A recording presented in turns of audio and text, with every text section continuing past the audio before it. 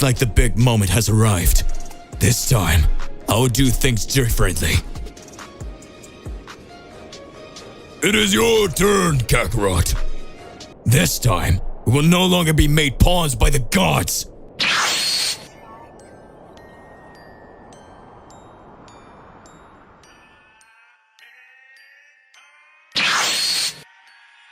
Goku, you are in total disadvantage in fighting Mr. Beerus' Hakai form, but even so, he keeps smiling. This time, I already made my decision. What was your choice, Mr. Goku? Will you join us and become a destroyer? I've waited a long time for this, son Goku. It's time to define who will be the destroyer of everything. Just like the thought of the gods, I've never agreed with anything, and thinking that you can choose what you want whenever you want and make mortals your own pawns make me extremely frustrated for that. My choice is to become a god killer, a true killer of the gods.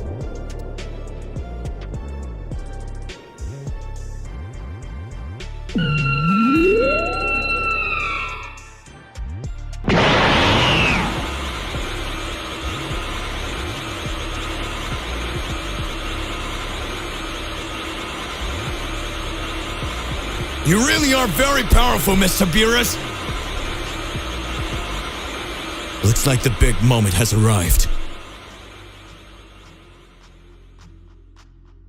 Goku, you are in total disadvantage in fighting Mr. Beerus' Hakai form, but even so, he keeps smiling.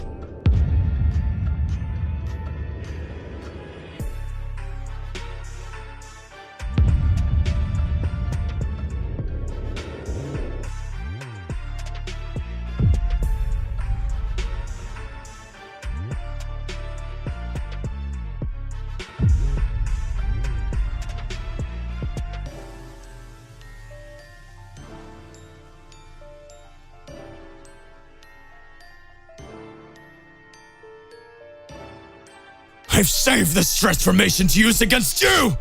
I live for this day!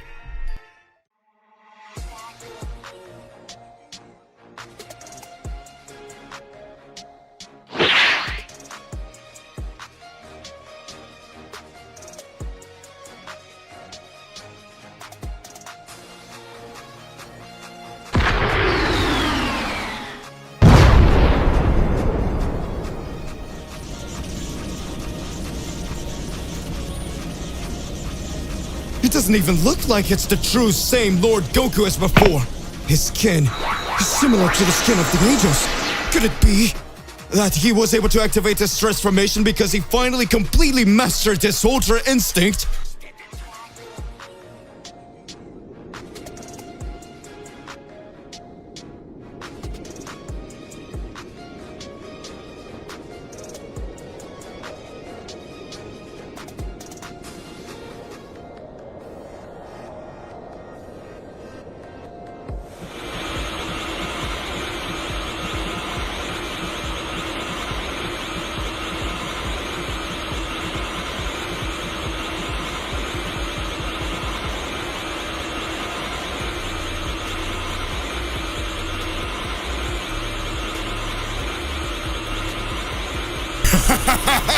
Son Goku, you had no chance. I always knew that.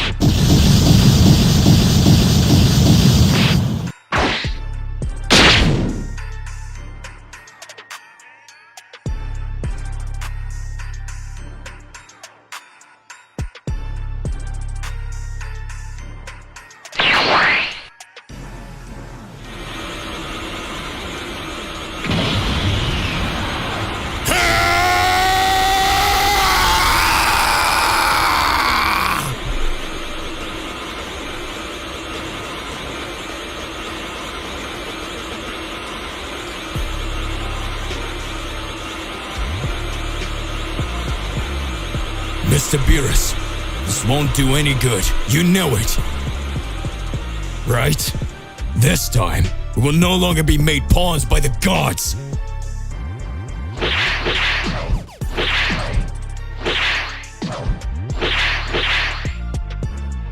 You're right. I don't know what happened to this reality's Goku.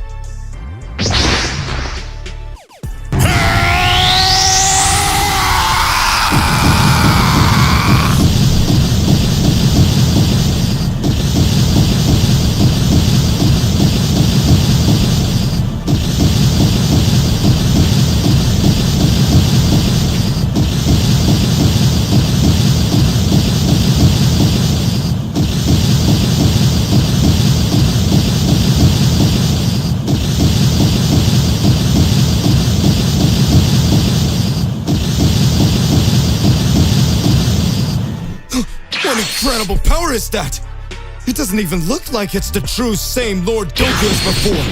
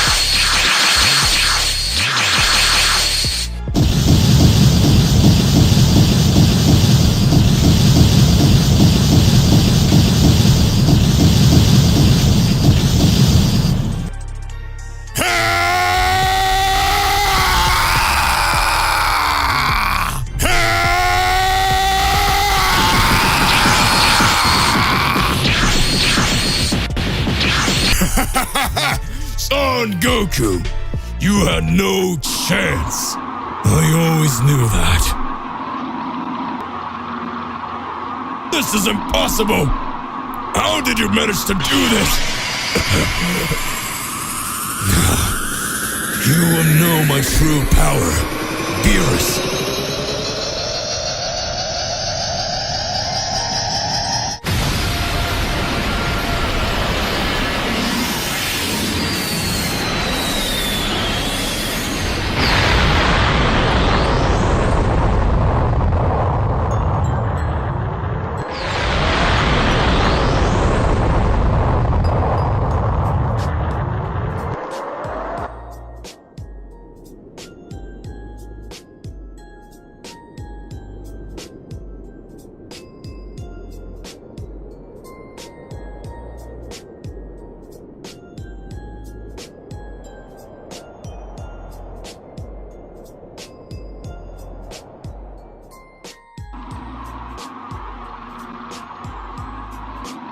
Goku! Oh, you've changed a lot!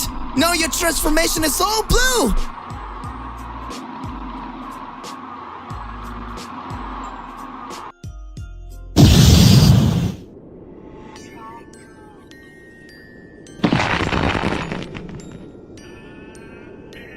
His skin is similar to the skin of the angels. Could it be that he was able to activate his transformation because he finally completely mastered his Ultra Instinct?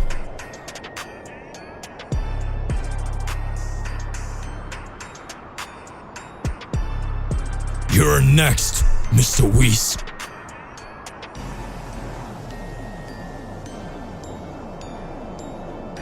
So that's it. That was the power of the Saiyan of prophecy. That Saiyan who defies and denies all God's decisions. Well done, Mr. Goku. I had already forgotten. In fact,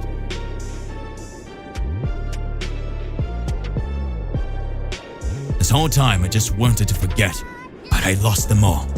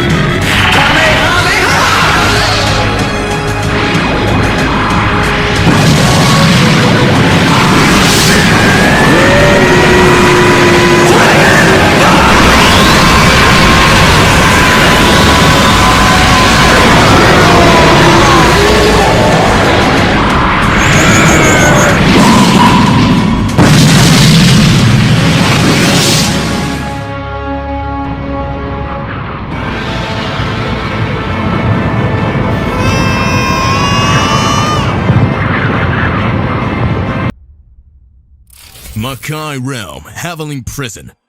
Duplicate, who had grabbed Vegeta from behind, takes him to the Makai Kingdom, a place where several gods or powerful beings are imprisoned who have their energies drained. Vegeta is unconscious, with his feet and hand tied by chains, being dragged through corridors, which seems to be endless. Vegeta is conscious but not completely, because in some moments he managed to open his eyes and wake up for a few seconds, but then he faints again.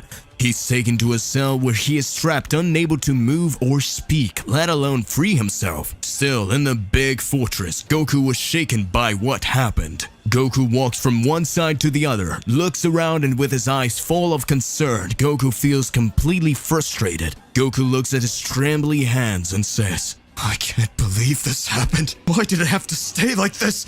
First they took Mr. Beerus and now they've taken Vegeta. It's my fault. I was weak. Goku finishes saying this by punching the wall, which completely crumbles. Goku stops to observe everything around him, then closes his eyes, takes a deep breath. Goku then says, I already know. I just need to feel Vegeta's ki, and I'll find him. Goku touches his forehead with his fingertips and starts to concentrate at this moment. He feels Vegeta's energy and says, Found it! It's pretty weak, but he's still alive. Now I can go with him with teleportation. Goku then uses his technique called teleportation, and he appears in front of a gigantic gate. Goku looks around and doesn't see anyone, and there he speaks. And that's weird. Vegeta isn't here, and I'm pretty sure his ki was coming from that direction.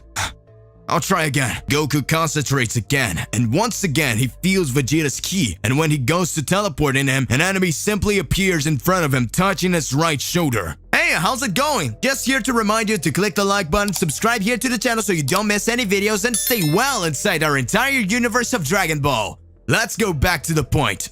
Goku is startled and takes 2 steps back, and his enemy says, Hello, intruder.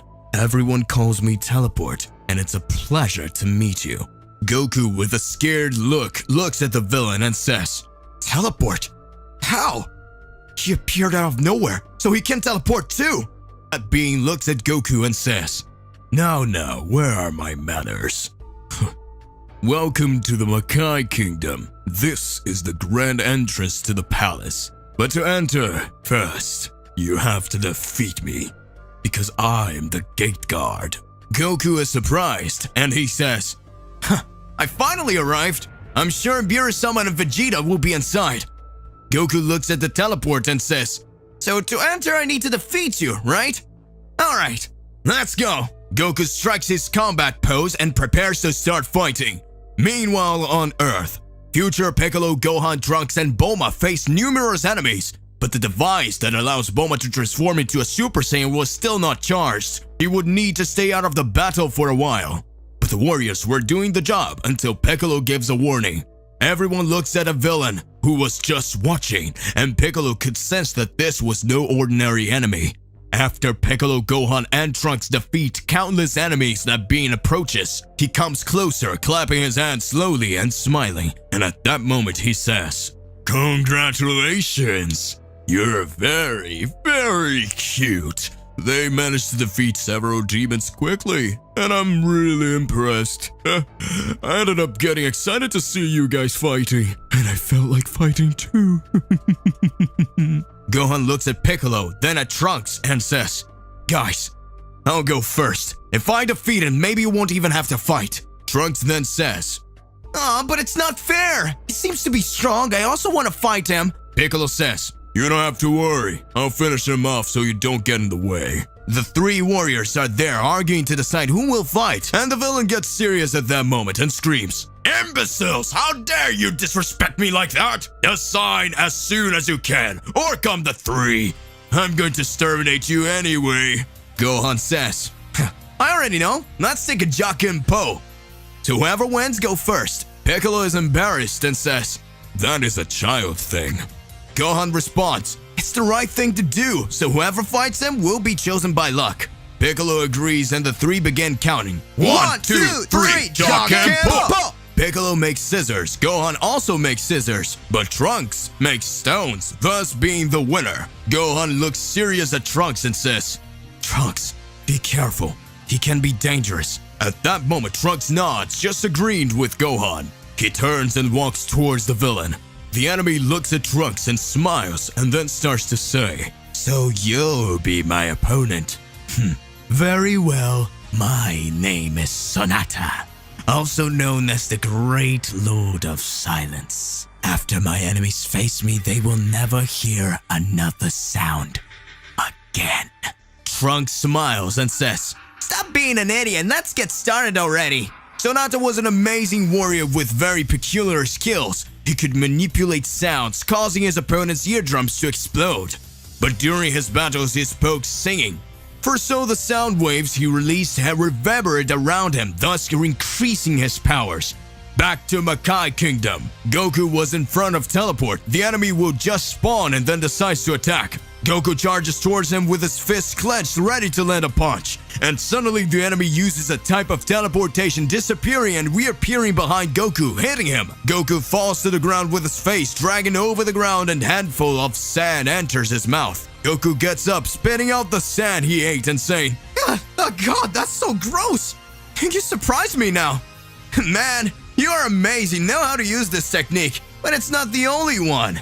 Goku prepares to teleport, but Teleport appears in front of him again and touches Goku, thus annulling his technique, and then lands a kick on the head of Goku, making him fall again. Teleport then starts saying, "It's not just that, my dear. Not only can I teleport, but I can also nullify the technique of someone who has this ability. Although this part is a little useless after all, hardly anyone appears who knows how to use it." Goku stands up and sweat starts pouring down his face. Goku, with a serious look, says, "Damn it, how am I supposed to defeat someone I can't touch? And that it can still nullify my teleportation? Damn, this guy's really dangerous." Goku tries to attack again, but Teleport starts changing places quickly, and then it starts to say, "Intruders like you also knows how to use Teleport. I'll show you something interesting." It begins to teleport quickly from one side to the other, and thanks to the speed of his teleportation, several clones of him appears in front of Goku. His power is incredible, and the mastery of the technique is simply unimaginable. And then all the clones start talking at once. "Intruder, you really are an incredible person for knowing how to use teleportation. But even if you trained for thousands of years, your technique will never be like mine." Goku then takes a deep breath and watches his enemy, and in a split second, Goku starts to smile and says, "All good. I don't need to overcome your teleportation. I just need to be faster than you." Goku then transforms into a Super Saiyan God, having his hair red, increasing his speed to an impressive level. And since he now has Divine Ki, his enemy can't keep up. And then Goku starts moving quickly towards Teleport. Teleport makes a circle towards Goku, and Goku begins to launch several attacks, apparently hitting this enemy. However, Teleport, he kept using his technique faster, thus avoiding being hit in fact. Goku realizes that he couldn't overcome his enemy's technique, so Goku calms down, closes his eyes, crosses his arm, and waits. At this point, Teleport starts saying, "You have given up, tired of playing this game. So come on, come upstairs." Goku remains silent and still. Teleport comes back and say, "If you don't come, I will kill you." Goku remains silent. Teleport starts to get extremely furious, and he goes after Goku, thus making his first mistake, and it could be his last. He teleports to stand in front of Goku, then throws a punch. When his fist touches Goku's body, immediately Goku grabs his opponent's hand and says, "Ha! Got you! And now you cannot escape!" Goku at this very moment is in front of the main gate of the definite entrance to the Makai Kingdom. Goku is currently facing an extremely powerful opponent who has the incredible ability to teleport. Goku loses the advantage of using teleportation because his enemy is superior using this trump card. The fight was uncertain until that. Goku grabs his opponent's hand and prepares to punch him in the face. For a moment, it seems that the game has turned because Goku had his enemy right there in front of him. However, when Goku unleashes his teleport attack, he holds it with his other hand and hits Goku with a headbutt, making him dizzy for a moment, but Goku recovers quickly and Teleport lands a knee on his stomach, catching him off guard, causing Goku to feel the impact strongly. Teleport then says, "You are so dumb. You really believe that my only ability was the power to teleport? Idiot. I can do much more than that. I am the #1 among the Makai Realm's great demon generals, after all."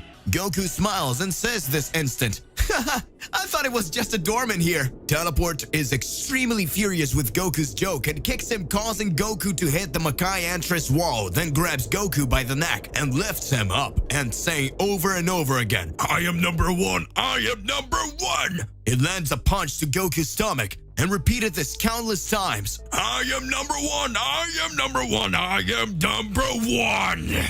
Hundreds of punches later, Goku is nearly knocked unconscious until the demon says, "After I kill you, I will go to your planet and destroy everything, leaving only your family alive. But then they will be my slaves, and whenever I feel like it, I rip a piece out of them, a finger, an arm, or a leg, until there's nothing left."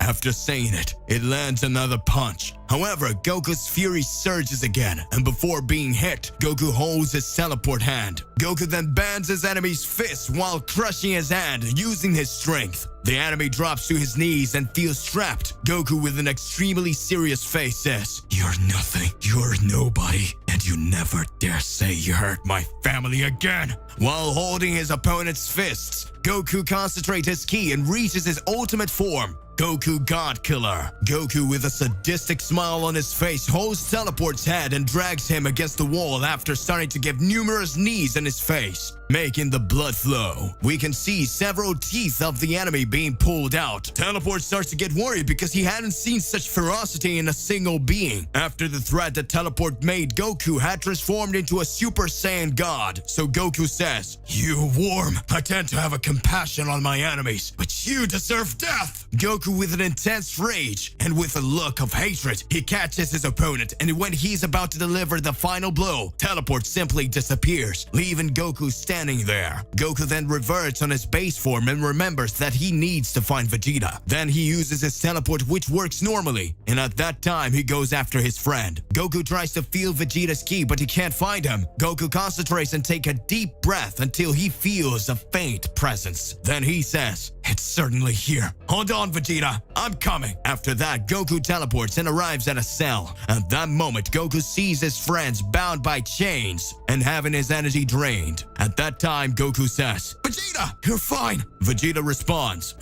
"What are you doing here, Kakarot? You're supposed to be looking for Beerus. I came to help you." Then Vegeta says, "And who said I need your help? You weren't supposed to be here, Kakarot, you idiot. What are you thinking, you imbecile? I was already getting out of here on my own."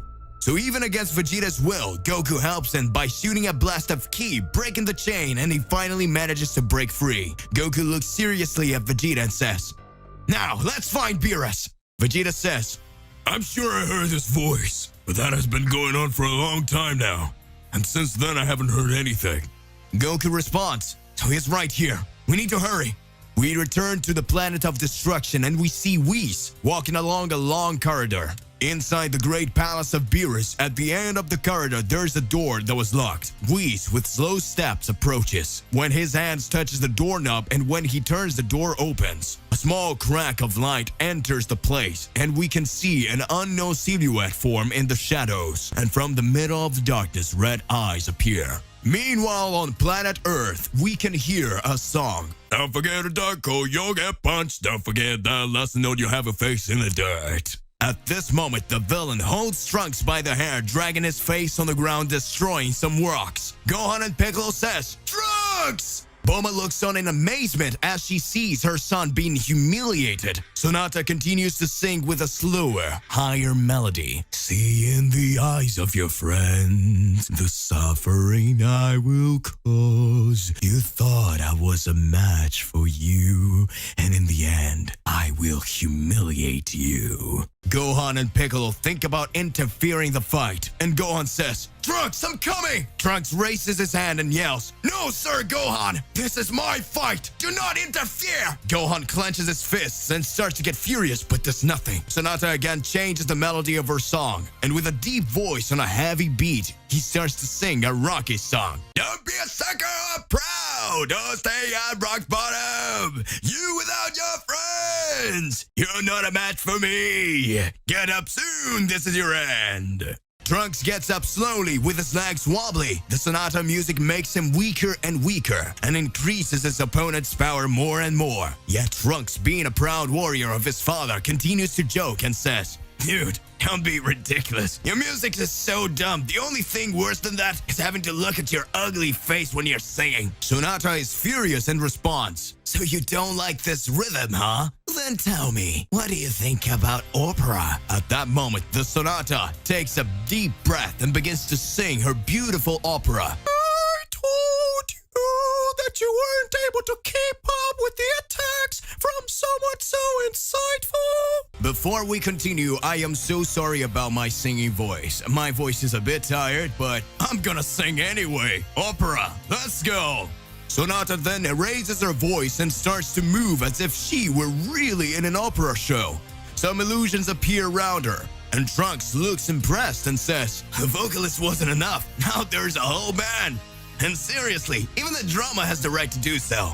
Around the Sonata, numerous musicians with appearance similar to him appears, with violinos, pianos, percussions, and various musical instruments.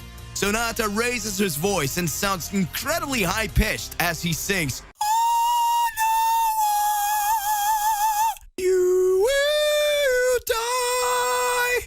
The sound of the violin begins to echo alongside with the rhythm of her singing voice. Get ready for my last attack.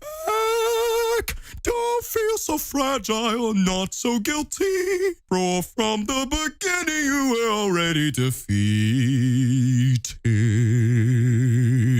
Trunks then, with his whole body shaking, slowly gets up and says, That's enough! Trunks then starts to raise his ki and screams, I'm tired of this stupid song! Sonata boosts her voice. Piccolo, Gohan, and Bulma watches the amount of power Trunks is gathering. Trunks performs a series of arm movements before placing his hands forward, with the thumbs and four fingers touching the form of a diamond shape.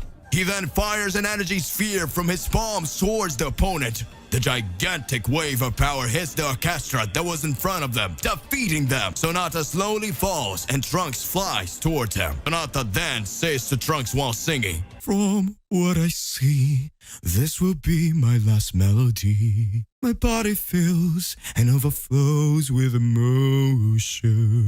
'Cause this is the end. This is my last song."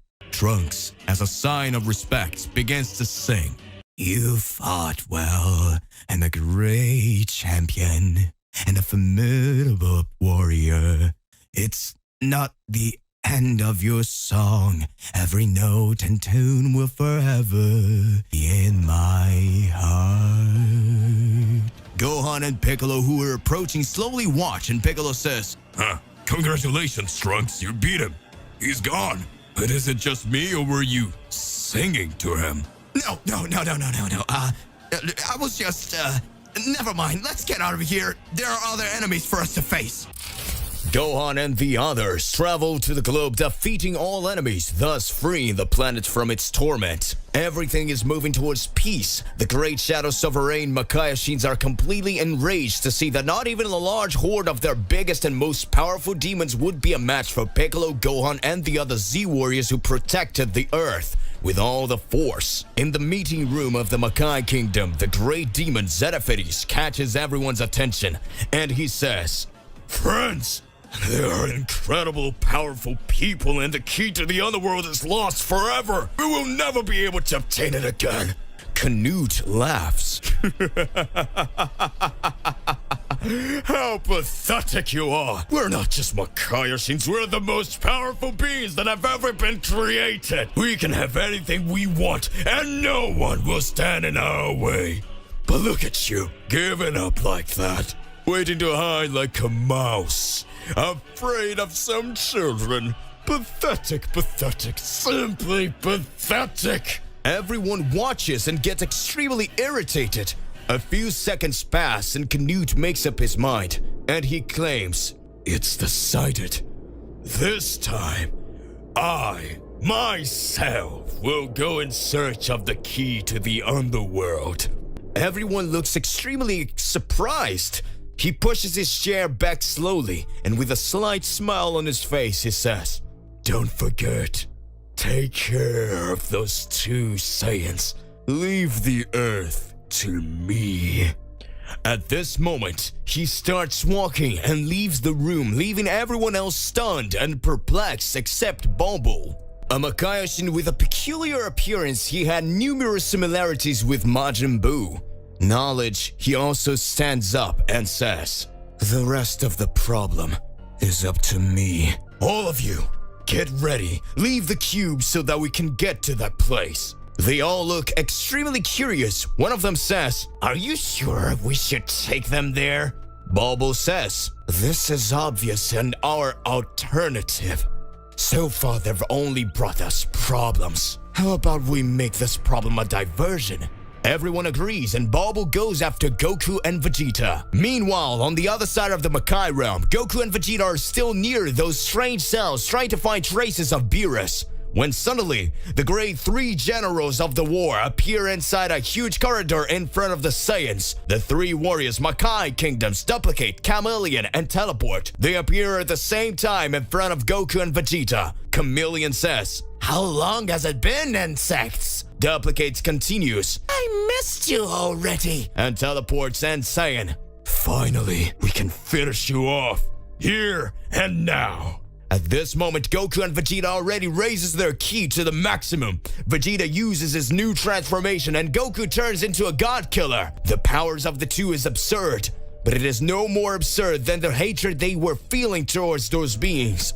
However, demons don't back down. Until in a few seconds through the corridor, a gigantic goo with a dark blue color takes over everything and approaches quickly, heading towards the demons. At this moment, it is possible to hear an incredible frightening voice. We see Bulbul approaching at surprising speed as she exclaims, "You pieces of shit! You already had your chance! But let them go! They were humiliated! You good for nothings! Now you will have just one more opportunity, although they will be trapped inside me." The goo surrounds the 3 demons and completely covers them. They then disappear, and all that was left was a big goo floating around, moving from side to side. Vegeta looks at Goku, and Goku says, "And that is... oh no, it can't be!" Bulbul absorbs the 3 warriors and begins to transform. His power increases in an incredible, absurd way. He becomes bigger, stronger, faster, and with the skills he had absorbed, merged with his own. This was no ordinary enemy. This wasn't just a demon. It was some kind of completely different entity. With a gigantic blast of energy, he hits the Saiyans who are thrown away, all around and caught by a gigantic explosion.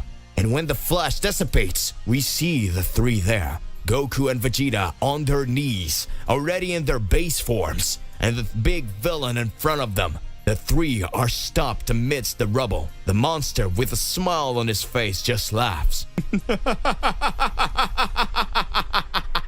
What happened? Weren't you incredibly powerful? What are you going to do now without your powers?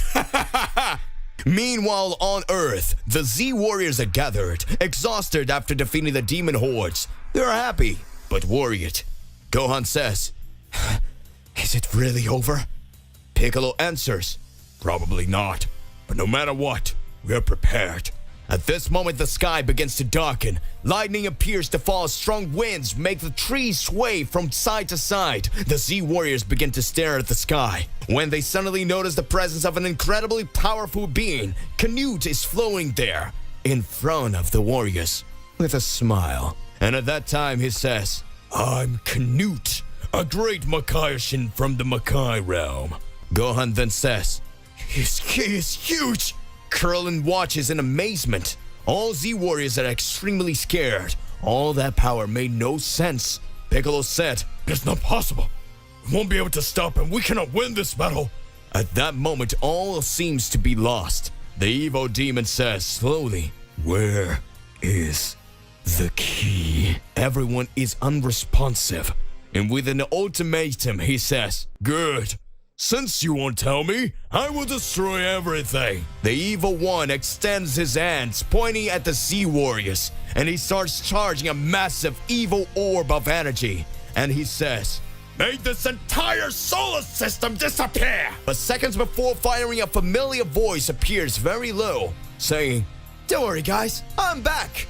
It was Whis that made an energy shield that protects them. Whis then says, "I brought help." And when Z fighters look up, they see the demon's attack had been stopped. We see a huge being full of muscles holding the monster's arm, a being similar in appearance to Beerus. And this great being says, "Hey Whis, is that the face that took my son?" Whis responds, "More or less. We can say it was someone close to him." Everyone doesn't understand anything. However, Whis says, yes, that's Mr. Beerus' father. A great and powerful cat of destruction." Everyone is surprised. Everyone is impressed. The father of Beerus, holding his opponent's wrist, stretches out his palm of his other hand and says, "Hakai." An intense energy simply eliminates the villain. Everyone watches. Gohan says, "But that technique is only specific to a god of destruction." And Whis responds, "No, in fact, he is a cat of destruction. The great Beerus is dependent on him. And all destruction cats have this ability. In a very powerful species, however, few are capable of actually becoming gods of destruction." Everyone is amazed because they realize that they're an absurd, incredible species just like the great Beerus, and some are more powerful than him. Whis then continues explaining, "Now the Earth will be in peace for a while. I brought him here to help protect this planet until Goku and Vegeta return. He will also help you train, so not a demon will dare to come back here." Meanwhile, in the Makai Kingdom, Goku and Vegeta, still on their knees, look at that monstrosity in front of them, and the great demon says, "You are really very powerful, but with this attack I launched against you, you will no longer be able to use ki attacks. I blocked this skill. You can even raise your powers and get stronger, still being amazing in battles. However, you can no longer attack with ki energy or fire those monster attacks. The only thing you have left is your useless melee skills." Vegeta and Goku doesn't understand anything and feel weak. The great enemy goes on to say, "So far you have only caused a lot of problems, so we decided to take you to an amazing place where you will discover what true suffering is. You will no longer able to escape this place. Not even the great of the powerful Zeno-sama would be able to escape." Goku and Vegeta are confused. The villain surrounds them with his ki. After that he says, "Now I condemn you to suffer for eternity. You will be taken away and imprisoned forever. Now, you and the big Beerus, they will be taken to a great heavenly prison. And the beginning of your end, it starts here." Babu had captured Goku and Vegeta. At that moment, the Saiyans are trapped by several chains, and even if they try to resist, they are being taken to the Great Celestial Prison. Goku and Vegeta can't shoot any kind of energy or ki blast, and even though they are extremely powerful, at the moment they only have hand-to-hand fighting skills. Vegeta is extremely furious, but even his mouth is stuck, so the two just listen to the orders and follow. In a large facility close to the battle site, they had just had and located one of the entrances to the Celestial Prison, Heavenly Prison. This Heavenly Prison houses countless prisoners, among them good beings and evil beings of all possible species. It is a prison and a grand fortress that was created by the gods of the past. Zeno-sama's father, seeing that there were uncontrollable beings, decided to gather the most powerful beings in the entire universe so that they would obtain the power to create the supreme prison, which not even a deity or even the all-powerful Zeno-sama would be able to escape or even to destroy it. This special place is unique and exists in absolutely every universe, being a gigantic fortress installation which have entrances that overcome the barriers of time and space, making it exist in all universes at the same time. The only prison, the only place that could house beings or deities that no one could ever control. Goku and Vegeta and Beerus were being taken to this place. In a temporal cube, layers leave only the passages of the multiverses and arrives at the real entrance of this prison. Vegeta and Goku were extremely furious, but they couldn't do anything, neither say anything. Beerus was still unconscious and was being taken to the meeting point where he would join Goku and Vegeta for the three to be sent to this prison. Meanwhile, on Earth, everyone is still curious to know more about the species of the father of Beerus. After all, it is an extremely powerful race. Gohan and Trunks asks Whis, Mr. Whis, where did you find that guy? Where did he come from? He looks like Beerus, but he's much bigger. Whis then decided to tell a little bit of Beerus' story. Thousands of years ago, Zeno revealed to us that there was a world composed of incredibly powerful beings, evolved beings and peaceful. However, one day, this race was brought to near extinction. Few were saved by their leader. The great sovereign of this planet gave his all so that his people would not perish. This being was one of Beerus' descendants. During the incident, the life of the entire universe was in danger, and by sacrificing himself, this great warrior managed to save not only his world, but also all universes. And as a reward, the great Zeno-sama granted a wish to the people of this world. And then, another one of Beerus' descendants came up with the idea. When any deity needed to be replaced, it would have to be someone from the breed of warrior cats, and so it was done. A few years later, the gods of destruction of the universe needed to be replaced, and so Zeno-sama gave this great honor to a cat of destruction, who was one of the ancestors of Beerus. Since then, God's power of destruction has been passed down from generation to generations, and the people of that world that was lost began to see a light of hope. With each generation, a new god of destruction was chosen. But one day, the great ruler of this world had two sons, twins. These children were selected to receive the gift of gods of destruction, but each one should take care of a universe. These children's names were Beerus and Champa, and so their predecessors succeeded and became the deities known today. Everyone is amazed thinking about what they just heard. However, Whis continues to say, I brought Beerus' father here so that he could keep the Earth and this universe safe. That is, until everything is resolved. Because, well, the world of destruction cats is no more. Now the people of Beerus' lineage live in a parallel world whose portal is on the planet of destruction. It's been a long time since we released another cat of destruction into this world. But this time, I had no choice. Everyone watches and listens to the story. Meanwhile, on the Makai Kingdom, Goku, Vegeta, and Beerus are escorted to the heavenly prison. The path is cold and long. An atmosphere of tension hangs in the air. But they are almost there. They cannot move or speak, and even their expressions are being monitored. The grand entrance approaches, and everyone is taken out of the cube, and looking around, they can see countless pipes passing through the entire installation. That was really strange, that amount of pipes, which surrounded the entire installation, were used to transport all the energy that was drained of everyone trapped there. This energy was taken to the center of each existing universe and was responsible for supplying the heart of each one of them, thus making each universe continue to live. Goku, Vegeta, and Beerus are taken to a large room where the three are left completely without clothes, and a strange colored liquid is thrown onto them to clean themselves of any impurity from the outside world. After that, they're taken through gigantic corridors to a place where they receive their prison uniforms. At this point, Beerus seems to have no more motivation to speak, and his movements are slow. He recognizes Goku and Vegeta, however. He doesn't say anything to them, just remains in constant silence the entire time. They wear their new clothes, and Goku looks around, and he can see countless guardians surrounding the three.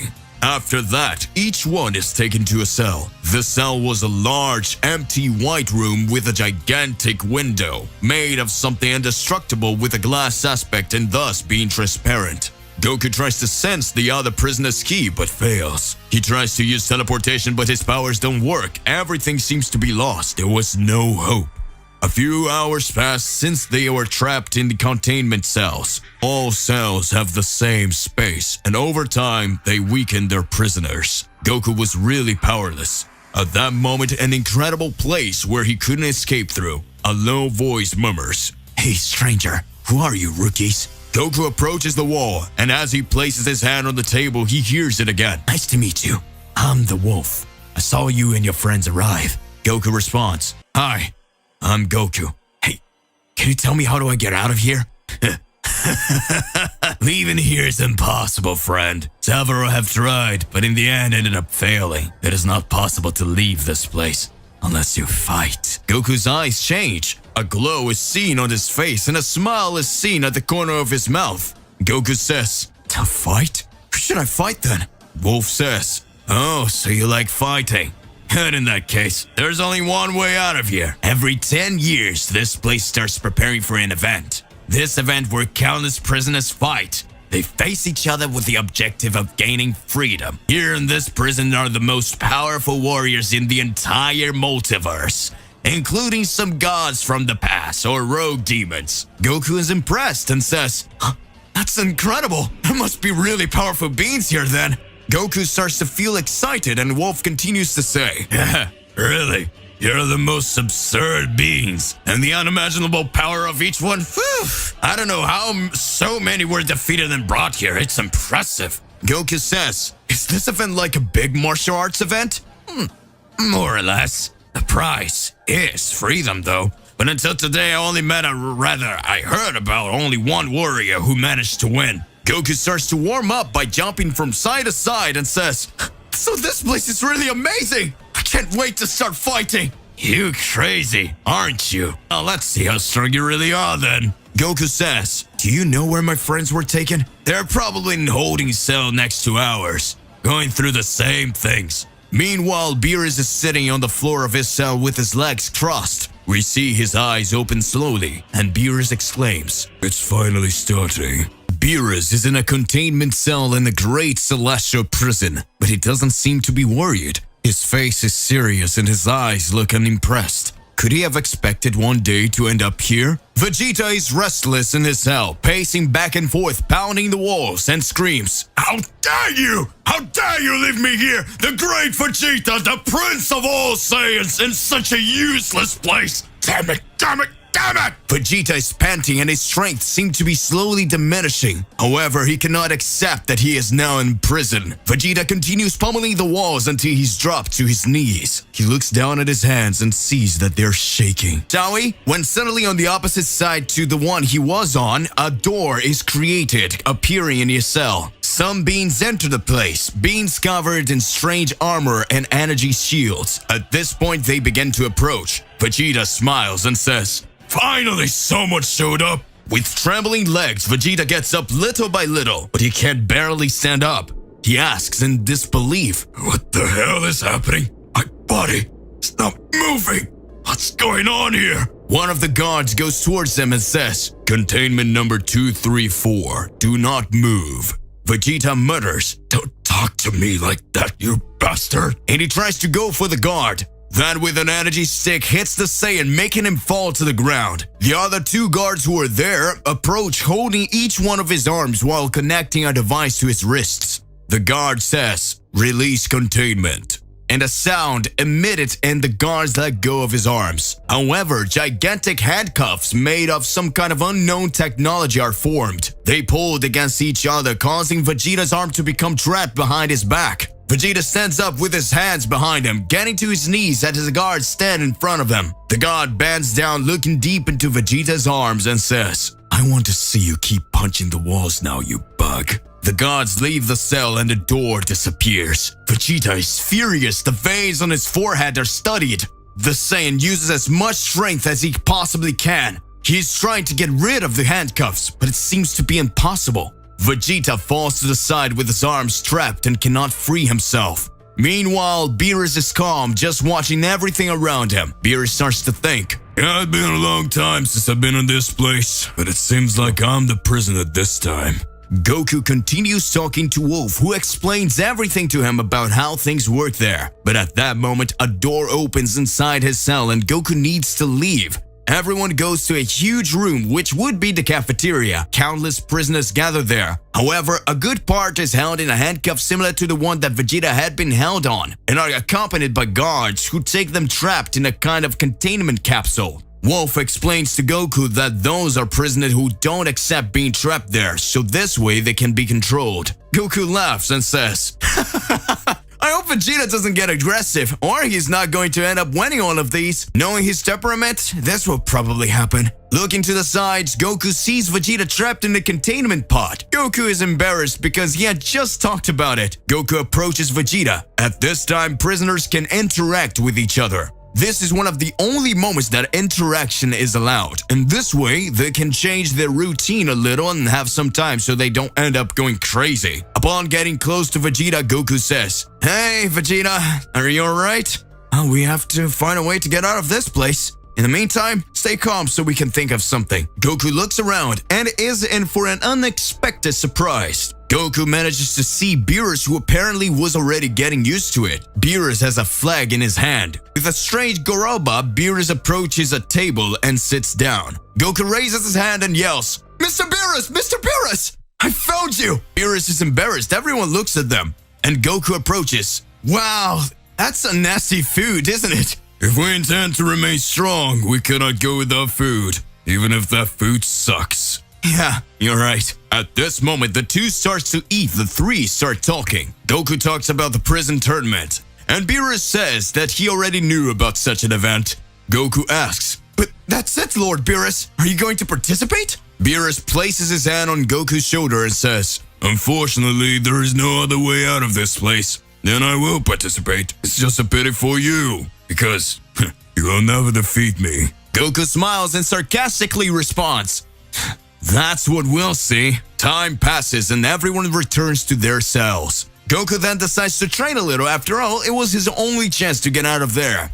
Goku starts throwing punches and kicks in the air to improve his physical abilities. Wolf, who was also a great warrior, upon hearing the sound of Goku's training, decides to accompany him. With every move of Goku, Wolf was still mirroring him. They were training their physical skills as the fighting in this prison would be hand to hand, and so they remained training for hours. And several days pass. At this point, Vegeta has already calmed down. Goku has already talked to him and he's already aware of the tournament. Vegeta is in his cell, but now he's free of his shackles because he had decided to get stronger and participate in the event so that he could get out of there as soon as possible. In another corner of the arena, we see Hades, an ancient deity from another universe who, due to his virtually limitless power, was prized there. This was also his chance to leave. Hades was a god who didn't care about mortals' cruel ambitions and dreamed of becoming the supreme deity. But now he was just another prisoner in the heavenly prison, where his choices, decisions were all controlled. Some time passes inside Goku's room on a panel attached to the wall. A message appears written in the Great Celestial Prison Tournament will start soon. In a few days, everyone be prepared for the selection. All the fights will be decided through a selection that would happen to divide who would be the warriors to participate in the event. Goku was excited, and at that very moment, he runs towards the wall saying, "Wolf, Wolf, it's about to begin. I can't contain my excitement. Soon, the great tournament of the Celestial Prison will begin." Wolf then responds, "Don't get too excited. Before we are selected, we will have to be chosen. And in this case, it could be that we're enemies. And obviously, I won't let you beat me." Goku clenches his fists and say, "Come with everything against me, because I won't hold back." At this moment, we can see a little of the story of Wolf in the past. He was a very skilled warrior. A great warrior who fought to become stronger among everything. He had gone through difficult times in his life. He had to leave his family and friends behind, and he stopped believing in everything he believed in so that he could only believe in his strength. Wolf began to follow the great deity of his universe and fight his battles in order to achieve his ambition. But at a certain point, Wolf was betrayed, and a long time later he was judged in this prison, the Celestial Prison.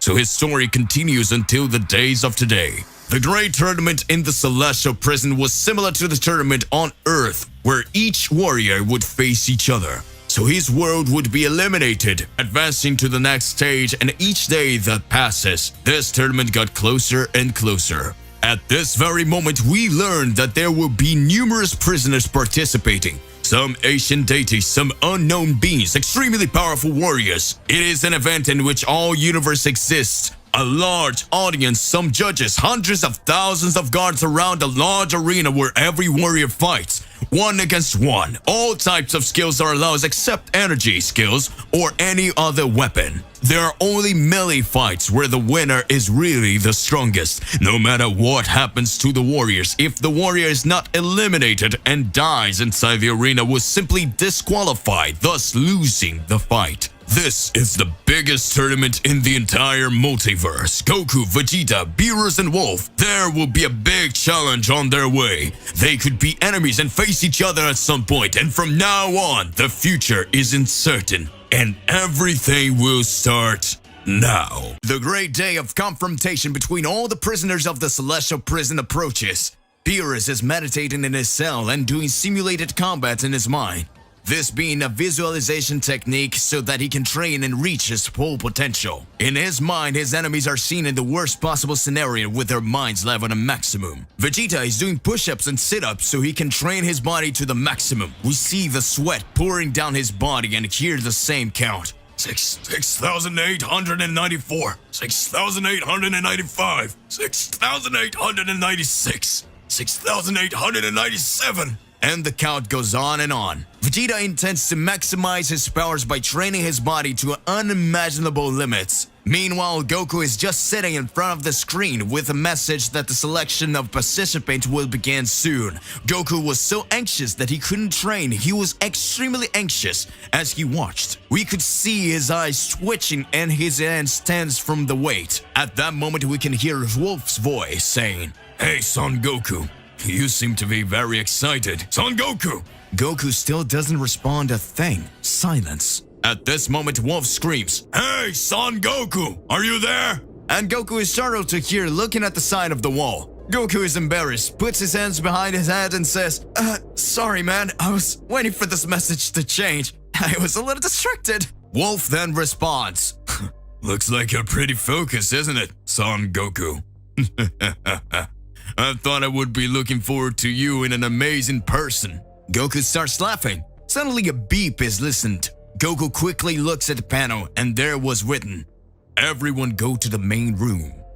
At this moment, Goku starts to smile. He raises his fist and screams, "I finally get to meet them!" We're going to meet the strongest criminals of all universes. A door opens on the side of each cell and everyone makes their way through floating corridors to their appointed location. This time they are not being escorted by even a guard. We see a being called a Pisk looking around and doesn't even see a guard and thinks, "This is a great opportunity for me to get out of here."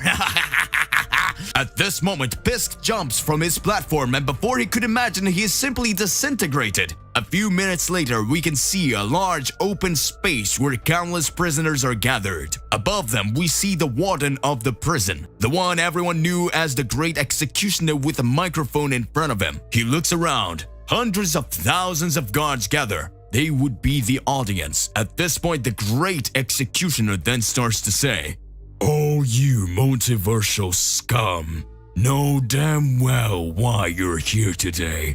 Because today, we will start the selection of the 24 warriors who will fight for freedom.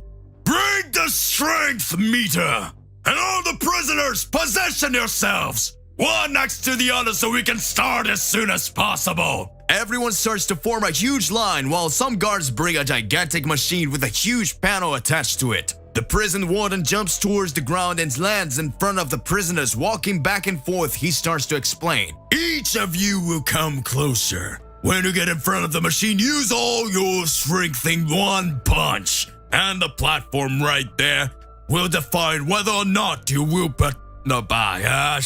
Each of you will get closer. When you get in front of the machine, be sure to use all your strength in one punch. And the machine meter will define whether or not you will be able to participate in the tournament. The criteria are as follows. As you can see, the strength level is rated from 1 to 10. To become a participant, the minimum of your punch must reach, and the number 9 who goes below that will not have the chance to participate." Goku watched with a serious look. Wolf, who is at his side, asks, "So, does Goku still think it's going to be that easy?" Goku responds, "I don't know. I didn't understand anything of what he just said."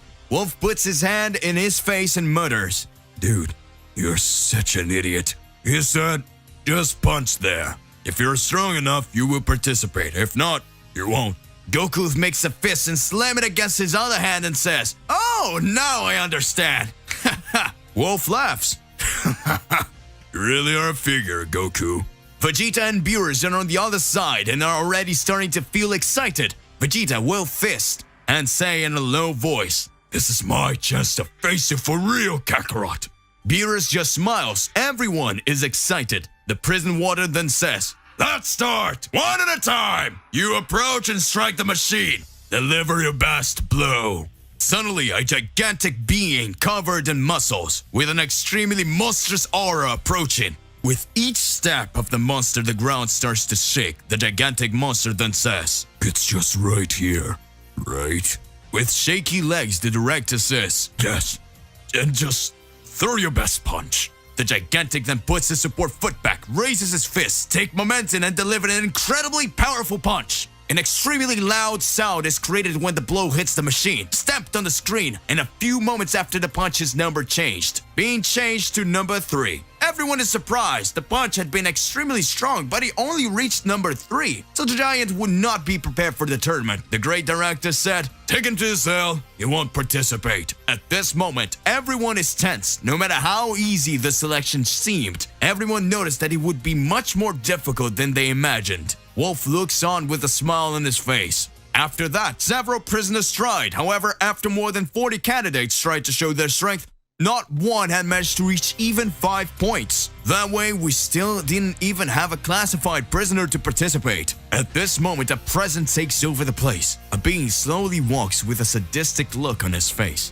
That was Hatsu, an ancient god of destruction who, after neglecting his work, he had been deposed from his position, and by attacking his angel, he was sent to this prison. That was an ex-deus. That was an ex-god of destruction, a very powerful. Slowly approaches the machine, calmly prepares, and just touches the tip of his index finger on the attack platform. The numbers go up, quickly locking on number 9. He had been approved. This would be the first prisoner to be ready for the tournament. Several prisoners around swallow dry. Some murmurs are heard, and some say, "This is absurd." The level required to be in the tournament is simply unimaginable. The next prisoner approaches, and again, he doesn't even reach 5 points. And so many were striking and being eliminated. We only had one classified so far, until a few moments a mysterious being arrives with white hair, known as an Angel of Discord.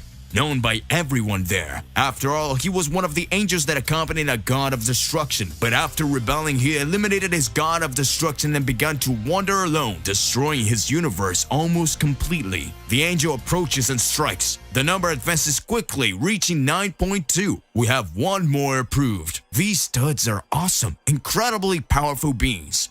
Wolf looks at Goku and says, "Do you still think you have a chance? If you want to fight in the tournament, you need to roll a higher number than you move. Otherwise, you won't even have the chance to fight against me." Goku responds, "Are you sure you can face me? Don't be so confident." Wolf answers, "I'm looking forward to it." At this moment, it was Wolf's turn to be tested. He says to Goku, "See you soon in the room where those who got a spot will be." Wolf approaches the machine, closes his eyes. He calmly brings his fist back and throws a punch. An extremely powerful punch that even managed to dislodge the machine. Some feelings from the place. The first participant to reach 10 points is immediately approved. Goku smiles and says, "So he really is very strong. Very good. I'm next." Goku's turn to be tested finally arrives, and now we will see the outcome of this selection.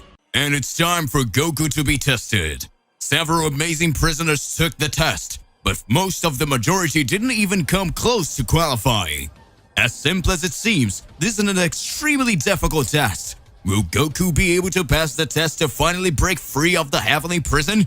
The warriors who managed to break through were extremely powerful, but this time it's Goku's turn. The prison warden looks around, and seeing that Goku is next, he calls out of him saying, "Hey, you with the spiky hair, it's your turn. If you want to give up, this is your chance. You seem to be just another weakling. You don't even have the right size for the warrior." Goku is excited and says, "Finally, it's my turn." It was already taking too long. He approaches slowly and faces the gigantic machine. He looks at the panel where he needs to strike and says, "There you go. I'll make it." Goku brings his supporting leg back and closes his fist, taking off momentum with all the muscles in his body, and launches his attack. Upon reaching the panel, everyone watches the screen to see how many points he will score. The number starts to change. At this moment, we see the counter go from 7 to 8, and at that moment, it freezes. Everyone looks at that scene. Some smiles as if they already expected that. Goku's eyes tremble. and a drop of sweat trickled down his face. At that time, all seemed to be lost. Goku hadn't reached the goal of scoring 9 points. Although, when the prison warden is about to call the next candidate, the number starts to change, slowly going from 8 to 9. At this moment, a look of relief takes over Goku's face, who sighs deeply and exclaims, I got it! It was barely more than I got! For a moment I thought I was lost, and then I would stay here longer. The director then, at the same time, says, Prisoner Goku was classified as qualified to participate in the championship. Prisoner, follow the others and wait on the side. Goku is happy and excited and heads towards the location the director ordered. Arriving there, he notices a room where qualified warriors will stay. And looking around, Goku finds his friend Wolf, who had been approved. Wolf has his hand raised, swinging from side to side, leaning against the wall. Apparently, Wolf was confident that Goku would succeed. Goku approaches with a smile on his face and Wolf says, Oh look, didn't you really get it? I was waiting for you, Goku. Goku approaches. The two touch each other's fists as a sign of respect. Goku says, As if I would leave the fun just for you. Wolf smiles and answers, Ha ha, don't forget that maybe we have to fight each other. Is that okay with you? And in that case, I'll have to teach you a lesson. So get ready, Son Goku. I can't wait to face you. Goku continues to answer, I can't wait for that to happen either. On the other side, the candidates keep trying and being eliminated one after the other. A lot of time passes until yet another fighter arrives in the waiting room. Goku starts to get anxious and thoughtful. And thinking aloud, Goku says, I hope Mr. Beerus and Vegeta make it. That way we can plan a way out of here. And the minutes keep passing. Those minutes turn into an hour, and at that moment, Goku sees the shadow of someone approaching. Gradually, someone comes closer when suddenly Goku hears, There you are, Kakarot. At that time, Goku is happy and says, Whoa, Vegeta, you did it too! Vegeta crosses his arms and sighs. It's obvious I got you, bug. It's like I passed up a chance to rip you off in public. Some time passes and we can see Beerus facing that giant machine. It comes to his turn. At this time, he concentrates and he lands a blow. It wasn't very difficult. The numbers show the result. Beerus took 9 points and becomes one more classified. In the room where the approved ones are waiting, Goku, Vegeta, and Wolf are next to each other with a serious look watching their opponents. When Goku sees Beerus approaching, Goku at this time says, Mr. Beerus! Ha! Glad you made it! Beerus doesn't say anything, just looks away. Suddenly, Vegeta observes and says, Mr. Beerus, it's been a while since I noticed something about you. Goku gets furious at this point and agrees with Vegeta and says, I also noticed you look weird. There's something wrong going on. Vegeta continues to say, And it's all very strange. Are you going to tell us what's going on? Or are you going to keep keeping secrets? Beerus looks at Vegeta with an annoying look and says, Very good, I'll tell you. Since they want to know so much, it's time to tell you the truth. I'm here for one reason only. There's someone I need to destroy. Goku and Vegeta are confused and Wolf watches closely. Beerus continues to say, A long time ago, there existed a species of incredible powerful beings. Beings known as Cats of Destruction. And we received that name thanks to the great honor Zeno-sama gave us, of giving us a chance that we could become deities. But before that, Beerus begins to remember and tells what he remembers. Right now we see a different place. Big mountains, lots of vegetation, plants, an amazing place that seemed like a paradise. In the distance we can notice 2 children with the appearance similar to that of Beerus, playing, running, and smiling. The children followed one another happily as if nothing could go wrong. The 2 boys run towards a village filled with people who look the same. However, suddenly an evil figure appears in the sky. Someone incredibly powerful starts attacking the Cats of Destruction. This someone had overwhelming power and defeats all warriors in this world. And he starts to destroy everything he sees ahead. Houses are set on fire, several bodies are scattered on the ground. Those children were tied up with signs of torture all over their bodies. A real carnage. Villagers were killed. But the few who survived decided to fight. But it wasn't that easy. But after a long time, a great hero managed to face that enemy that threatened the entire multiverse with the overwhelming power he had. This great hero, he managed to evolve and had his power approaching that of a deity. And when Zeno-sama felt that energy, he granted the right to ask for something. And the hero asked to become a deity, and that all his descendants could have the chance to obtain his honor. Zeno-sama accepted the request, and that became the first cat god of destruction. But the villain who had attacked all those beings received a punishment worse than death, and he ended up being imprisoned in the heavenly prison. And there, he knew true suffering. Beerus tells the story with eyes full of fury and his fists clenched. At that time, Goku, Vegeta, and Wolf hear that and feel what had happened to Beerus and his ancestors. Beerus says, "Now you see, I need to make things right with that guy. Those children, everyone on my planet who suffered, those who died, they will not have their deaths in vain." I understand, Sir Beerus. We're going to help you. And then Wolf says, "More, and of course, we will help you to destroy that guy, Beerus." Excited, Goku continues to say, "Yes, but of course, we will be the winners, and we will still help Mr. Beerus." Vegeta at this point butts in and says, "Hey, I don't remember agreeing to that, so don't include me in your plans. I just want a chance to prove how much better I am than you, Kakarot. And also that's not my problem. Our mission was to rescue Beerus and return home, but so far that hasn't happened." So Goku with a joking air says, "I already got it, Vegeta. You're scared after everything Beerus said, right? It's normal to be scared. After all, the guy Beerus is looking for is so strong that he almost eliminated all the cats of destruction." Kakarot, you dare to say that to me? The warrior prince of all Saiyans would be afraid of someone as insignificant as that being?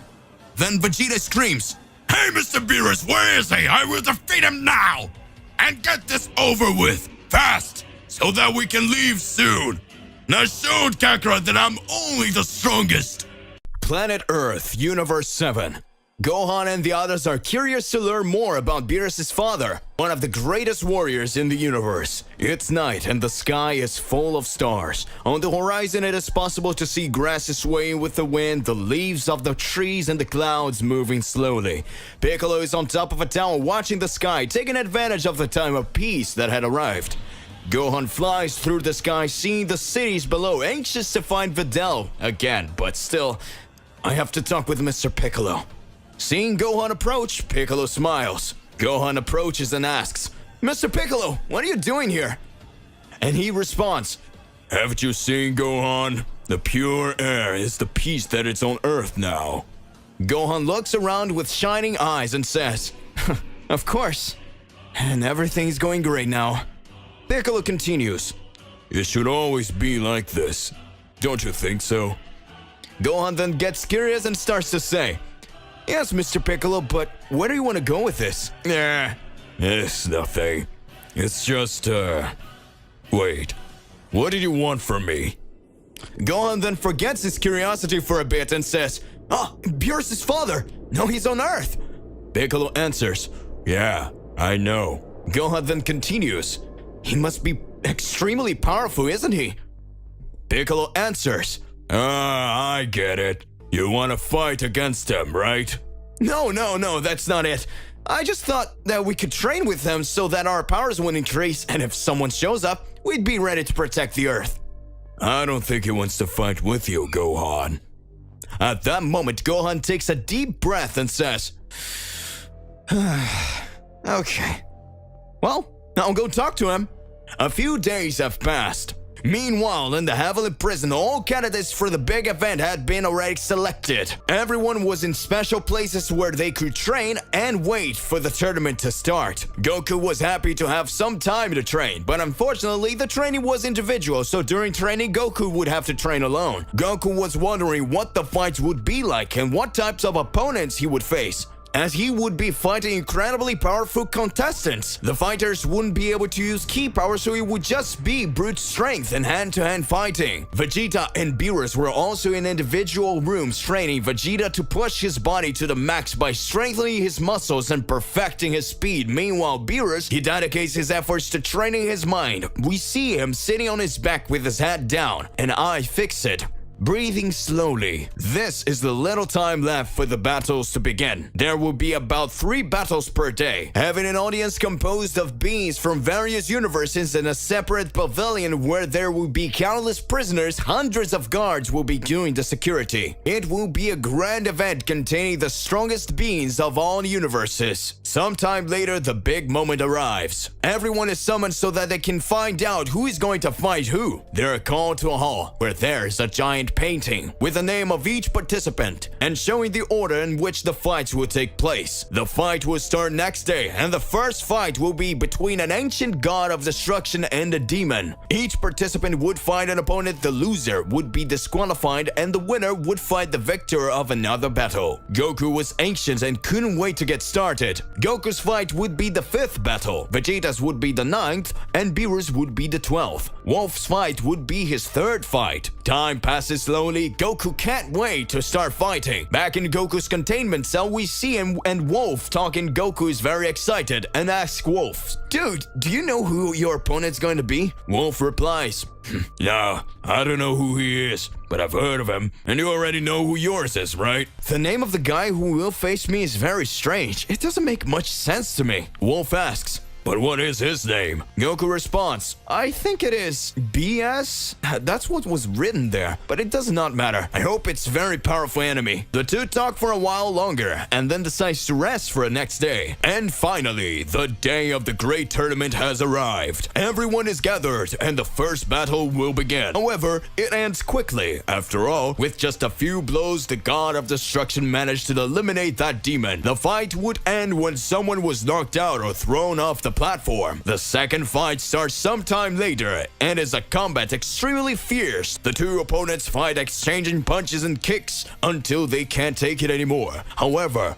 the fight ends when one of them no longer has the strength to fight. And so the moment of the wolf fight, the narrator screams, extremely excited, "It's time to start!" One more battle that the participant presents themselves, and the two enter the battle arena. The judge asks if they're ready. The two nod the head, answering yes. The judge then again shouts, "Start!" And the audience starts screaming inside the arena. We see Wolf running towards his opponents, throwing a punch that hits him in the face. Then Wolf delivers a punch from below, hitting the enemy's shin. At this moment, the enemy falls to the ground. Wolf then starts kicking the enemy. Wolf is extremely fast and strong. However, he cannot reach him in this way. The fight begins to complicate the Wolf. So he goes up to his rival and hits him in the face, throwing him out, thus winning his fight. For the time being, the fights are ended with the victory of Prophet. More fights happen in the following day. 3 warriors already had been eliminated, and 3 warriors already will advance for the next stage. The next day arrives quickly. We can see where 2 enemies extremely powerful will start their combat. Everyone observes. The audience that is ecstatic, and we feel an immense rivalry between the participants when the judge says, "Begin the battle!" An incredible exchange of blows begins.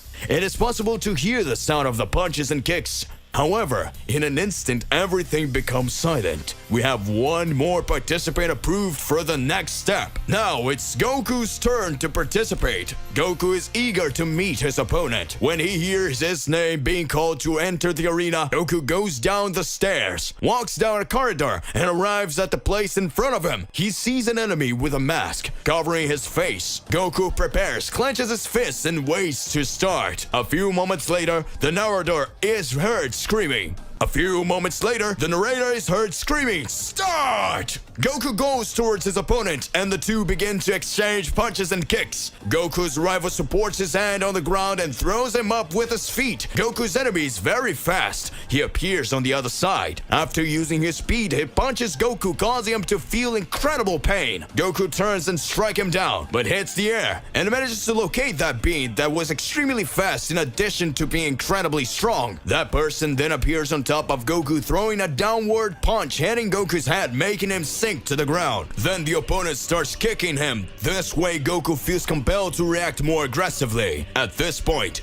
Goku grabs the enemy's leg and sends him away. At that time, the enemy quickly gets up and starts throwing several punches until the two. Note here, outside the arena, the public does not stop screaming, asking Goku to remove his opponent's mask. Goku didn't seem to hear the crowd, but he was focused on the fight. At this moment, Goku throws his enemy to the side and kicks him, causing his opponents to roll on the ground. At that moment, that unknown warrior starts to get up and hits a punch in the face of Goku. At this point, Goku said, "What the hell are you? No matter how much I hit you, you always get up and fight back." The enemy then says, "You're Saiyan, isn't that really interesting? Let's make a deal. If you can land one more punch on me, I'll remove my mask. I'll show you who I really am." At the moment, Goku prepares and jumps towards him. His speed is impressive. Goku threw a punch, but that person dodged, ducking. Goku tries to hit him with his knee, but his opponent is too fast. Goku does not give up, and after trying to hit him with an elbow, his opponent turns quickly and throws a punch that hits him, causing him to fall to the ground. But his opponent quickly gets up and says,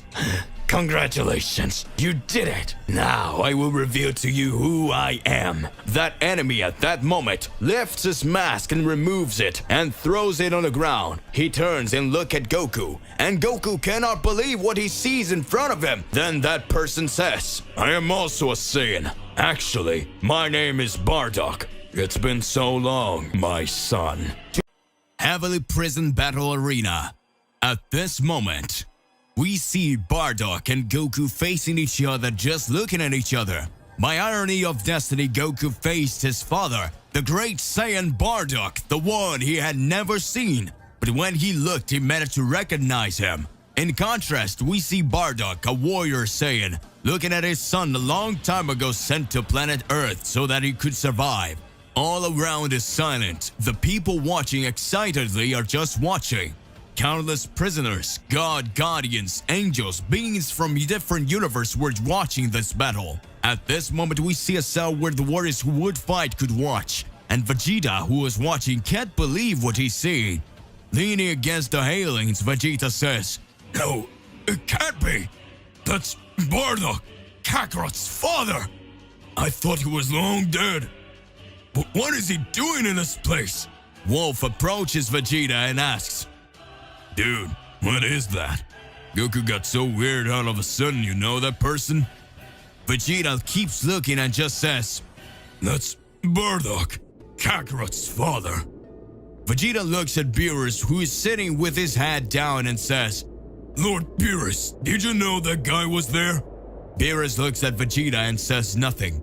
Beerus remains serious, just looking at the floor. Returning to the arena, Bardock starts to approach Goku, and at this point he says, "Kakarot, you have grown a lot, and it's incredibly powerful. The last time I saw you, you were this size." He says this while showing with his hand how big Goku was. At this point, Goku lowers his head and says nothing. Bardock continues to approach, and Goku says, "Look, my name is Goku." I understand. So if your name is Goku, right? So then, Kakarot or Goku, what do you think about finishing our fight? "My name is Goku and that's all!" Bardock looks at him and he continues to speak. And Goku completes saying, "I don't hate you or anything. In fact, I appreciate you sending me to Earth. Amazing friends, built a family, and advice that made me very happy. I confess that I'm not the Goku you think I am. I'm still your son.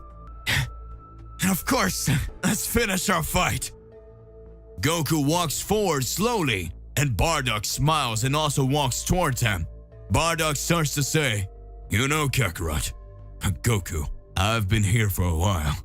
They brought me here for time-space violation or something. But I don't really know how to explain it, but one thing I know, it will be amazing to see how strong my son is." After saying that, Bardock jumps towards Goku, hitting him with a punch that collides with Goku's fists. Goku ducks and spins, punching upwards. Bardock ducks and shoots an underhand kick, trying to hit Goku's legs. Bardock dodges and turns 2 mortal backwards, escaping the blow. Goku looks and smiles. The people who watched return to scream with excitement. Next to a seat, we see several beings making bets. Who will be the strongest? The two Saiyans enter into an intense sequence of attacks, but one cannot reach the other. Bardock starts throwing countless punches in the direction of Goku, who dodges or blocks. Goku throws punches, Bardock bends down, turns and attacks. Both have incredible powers. Everyone watching feels enraptured. Vegeta can't believe what he's seen. His eyes starts to tremble and he says, "Damn it, Kakarot, how far your skills can go!" He takes a deep breath and observes and starts to say, "Seeing you fight like this makes me even more excited to finish you off." Goku dodges Bardock's punches, which ducks, punching in the ground, which breaks, causing several stones to fly upwards. Goku holds a huge shard and holds it like a staff, delivering a blow with all his strength that directly hits Bardock, who defends with his arms. The piece of the arena breaks into hundreds of pieces. Bardock sees the pieces passing close his face, and when he looks away, he sees Goku's fist coming towards his face. Bardock then says, "Kakarot, don't think I let my guard down. The fight has barely started." Bardock dodges his face to the side and lands a knee on the belly of Goku, who ducks. Bardock puts both hands together and strikes down, hitting Goku's back, who falls to the ground, creating a monstrous impact. The prison director looking at this is admired. The narrator of the fight swallows dry the saliva in his mouth and holding the microphone is simply impressed with the skills of the two Saiyans. Bardock with experience and his impressive powers, and Goku with the skill and will to fight. Sweat runs down the face of the narrator, who tries to say a few words but can't. Goku lands a kick to Bardock's chin that stuns him and takes a step back, but quickly recovers, returning the blow with a powerful punch that lands in Goku's face. The two are already exhausted. Goku can't use any of his transformations there, and Bardock can't shoot his blast keys. The two start to get exhausted, but neither one gives up the battle. Several gods who watch the fight feel excited and hardly know who to root for.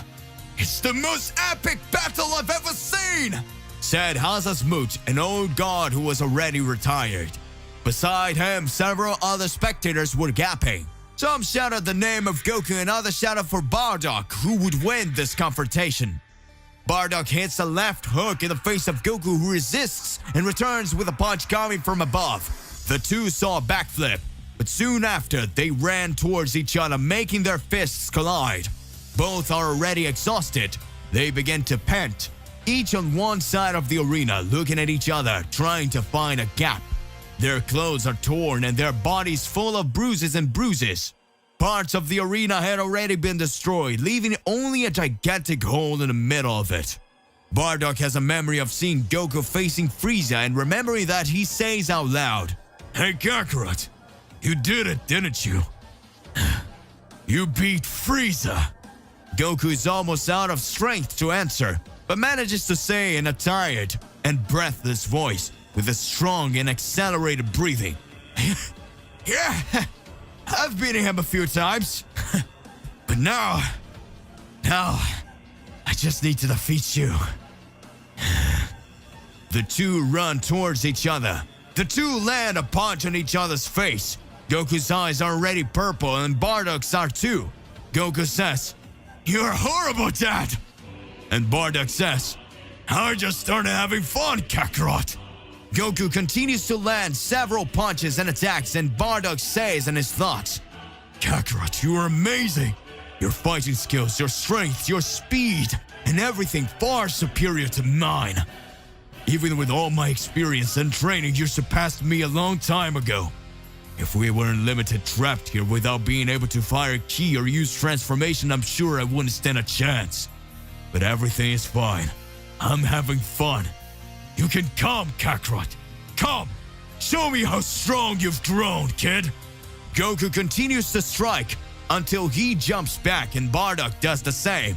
And once again, the two are facing each other, breathing and trying to gain time. They keep looking at each other's eyes and trying to figure out a way to attack and defend themselves at the same time, but they don't find any gaps.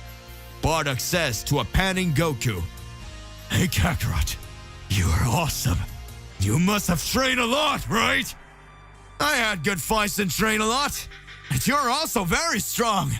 I'm really excited." Bardock goes on to say, "We'll keep on fighting until we run out of strength. We don't have many options, do we?" Goku responds, "Yes, this fight is incredible. There's not much left, but I can continue." At this moment, Vegeta observes and says, "How far will they go? How much they will fight? Those bastards are thinking they are the strongest Saiyans and... how pathetic. Why don't you leave the right away so I can show you what a real fight is?" At this moment, Goku and Bardock are still exchanging punches. They move away from each other. Bardock says, "Kakarot, I think my energy has run out. Do you still intend to continue?" Goku responds, "Looks like there's not much left for me either."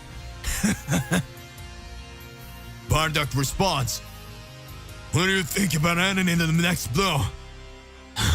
"What do you think about ending this in the next blow?" "Come on then, Dad!" The two run towards each other.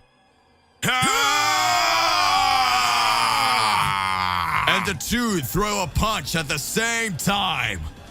Goku hits Bardock's face and Bardock hits Goku's face. The blood of both runs down their faces and their legs begin to wobble. The two fall. However, Goku remains on his knees a second later and falls, thus being the winner. Goku reaches out his hand and touches his father's chest and says, "This fight was incredible. Thanks, Father."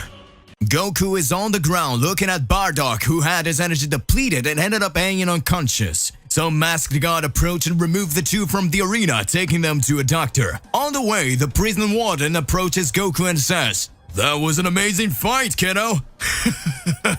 "Keep it up, and who knows, maybe you won't make it somewhere. Although maybe it was just a matter of luck." Goku says, "Soon I'll leave here. It doesn't matter who I have to face." The director just laughs and goes back to finish the fights. The wreckage of the arena is cleared and the arena is quickly repaired for the next fight while Goku and Bardock are in an ephemery. Vegeta, Beerus, and Wolf are just watching the other fights while Goku and Bardock recover. Some time passes. Bardock already feels better and recovering from his injuries. Goku is also ready for another one. At this moment, the two begin to talk. Bardock says, "Kakarot, you grew up very powerful." Goku responds, "I've been through a lot, but I'm still not strong enough. I still want to get more powerful." Bardock says, "You're incredible, because you still want to get stronger. You are incredible. Why do you want to get stronger?" "I can't say why, but I want to get stronger." Bardock smiles as he looks at Goku with a proud son look.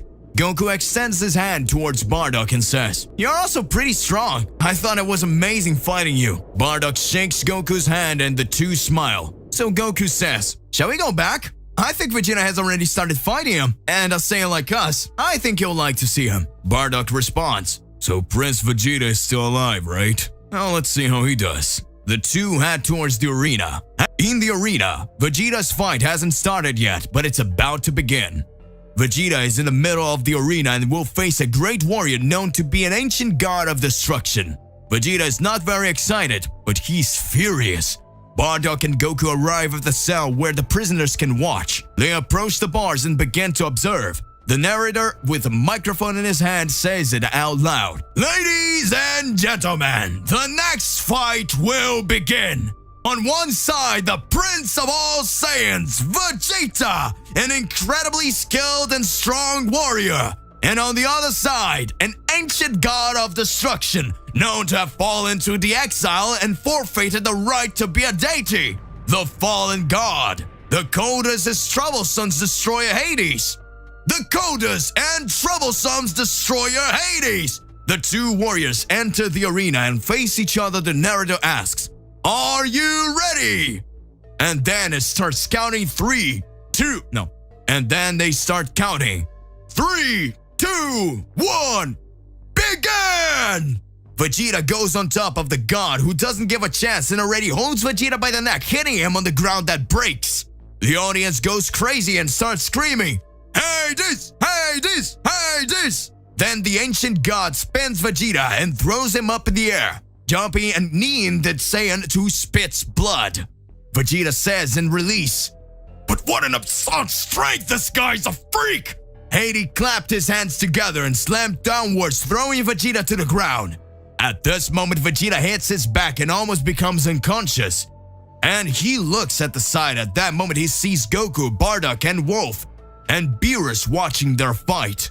And then Vegeta says, It looks like I'm going to let this bastard defeat me. Vegeta grabs Hades' leg that was coming towards him and lands an elbow on his opponent's knee. An agonizing sound is created by feeling the bones collide.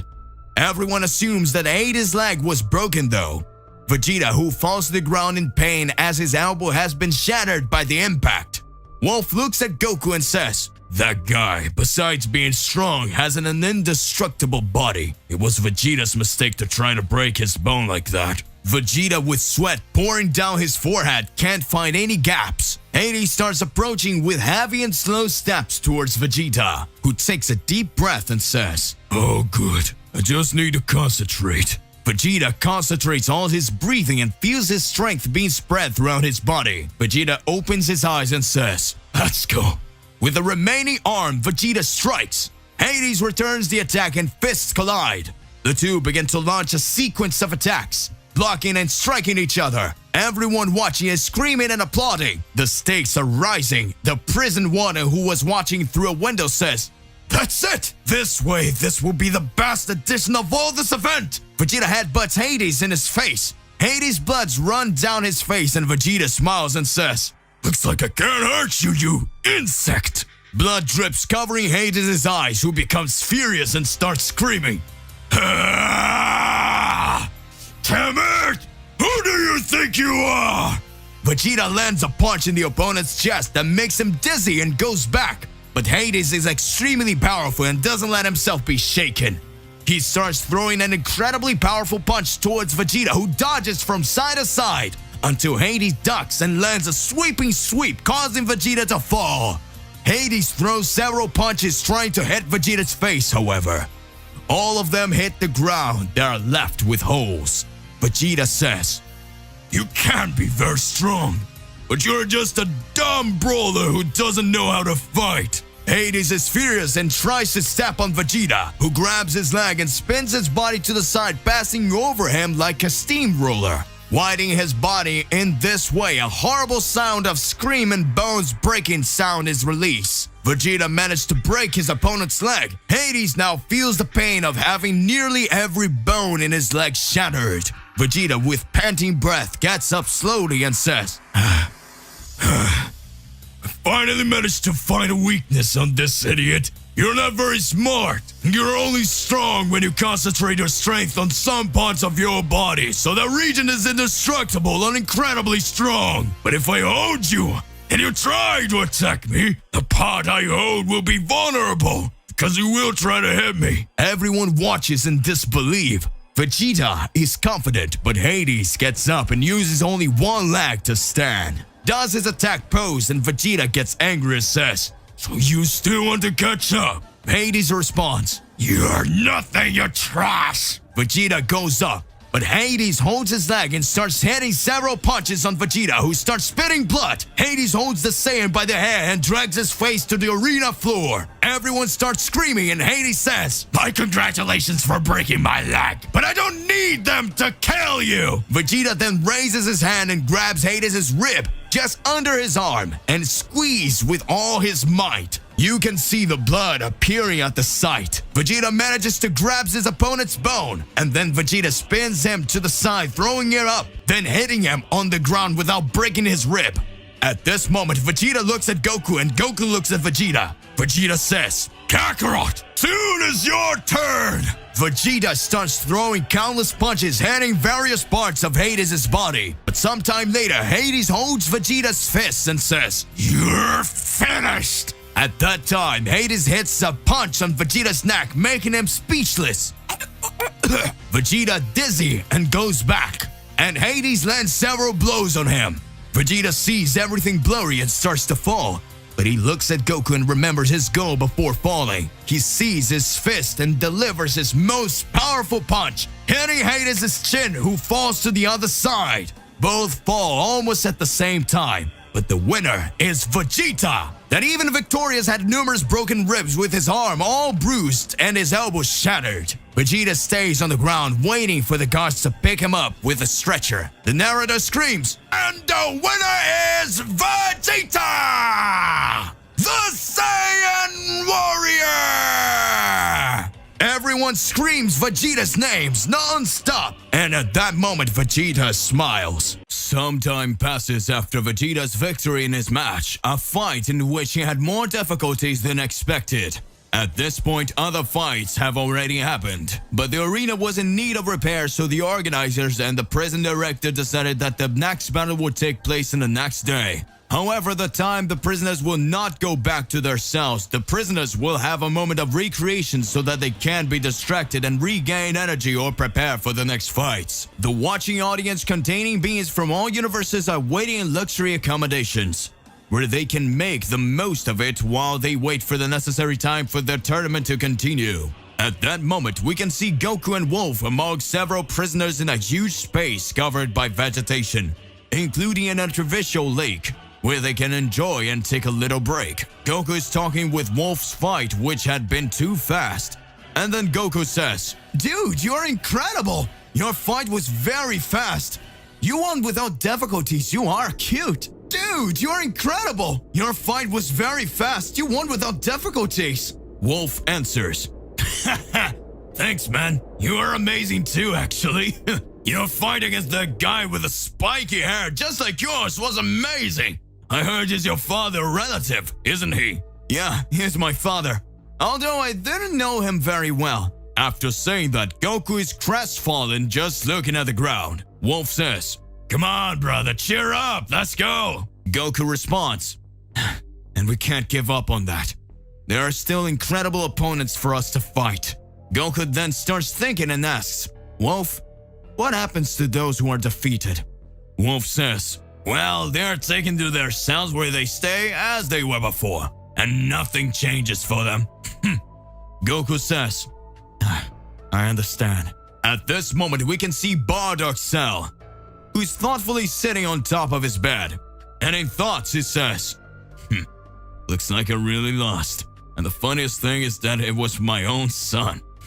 But there's no problem. I'll be out of here soon. I'm sure of that." Sometime later, the battles will start again. It's Beerus' turn to enter the combat. This still won't be the fight he was hoping for, but everyone gets the news that one of the most powerful gods will watch this part of the tournament, and everyone is extremely anxious. The battles are about to begin.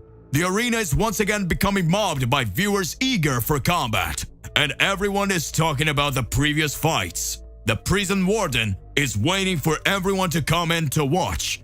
Everyone settles in and starts to cheer, cheering applauses coming from all around. The audience is incredibly excited waiting. And in the center of the arena descends a platform with a narrator holding his microphone saying, "Ladies and gentlemen, welcome to the confrontation between the strongest prisoners of all the multiverse." The narrator is interrupted by a gigantic explosion that happens, causing the bleachers to collapse with a bang so loud that it shakes the entire prison. In that instant, it is possible to see a crack from above their heads. And in a few moments, pieces of the ceiling begin to fall, causing as soon as a hole is opened on the ceiling above, we see a gigantic object. Everyone is amazed at what they see. Guards run from one side to the other with weapons pointed upwards as the prisoners do not believe what is happening. A small orb comes out of a hole, and the gigantic spaceship and a small being wearing angel clothes comes out of it and begins to say, Gentlemen, guards, lower your weapons. That didn't work here, but we've disabled any and all technology in this place. Your weapons won't do any good." The prison warden shouts, "What's going on here? Who are you? And that unknown being continues to speak. Well, let's say you soon know who we are. I'll explain soon. But first, I would like to say all energy retention barriers were also deactivated, so this is your chance. Let's go, use your powers and run away. The prison director does not believe what is happening and screams, "But what do you think you're doing?" And when he gets excited, he raises his hand towards the being, who looks at him and says, "I already told you to shut up or I'll make you disappear." The prison warden is silent, and the prisoners do not try to escape, as most want to know what is going on there. That being with the appearance of an angel then says, "I see that for the time being you have not attempted an escape. Well, I will continue to explain. I'm just a humble servant, and I come here to free a specific being after all. My master wants to meet him. My master is known as Haki." Everyone falls silent after hearing that name. Some swallow their saliva and feel the sweat trickle down their faces. Others feel terrified and start shaking, and you can hear some murmurs saying, "How's that possible? He had already died or disappeared. What does he want here?" At this moment, then Goku approaches Beerus, who is completely scared, and says, "Mr. Beerus, who is this Haki guy? What's going on here?" Beerus then responds, Haki, the first god of destruction. He's so powerful that even the great Zeno-sama could not defeat him. He has gigantic power, and that's why he was exiled, because he had an evil soul and was an uncontrollable deity. The primordial gods had to defeat him to protect the great Zeno. He has been dead for billions of years. At least, it's what everyone thought. It's not possible. It's not possible that he's here. What is the purpose of this?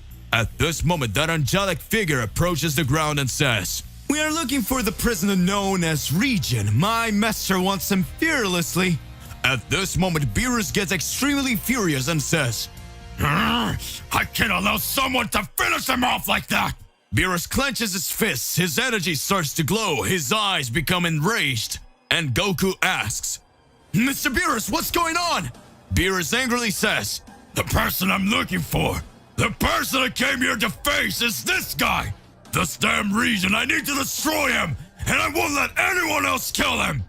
Goku says, "What do you intend to do, Lord Beerus?"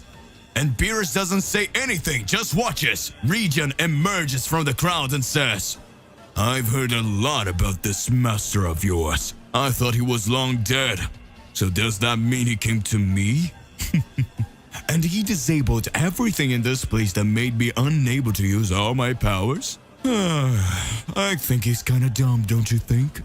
At this moment, Region approaches the corner of the arena. Beerus looks at him and Faust is extremely furious, barely able to contain himself. The angel who is there making the announcement then bows.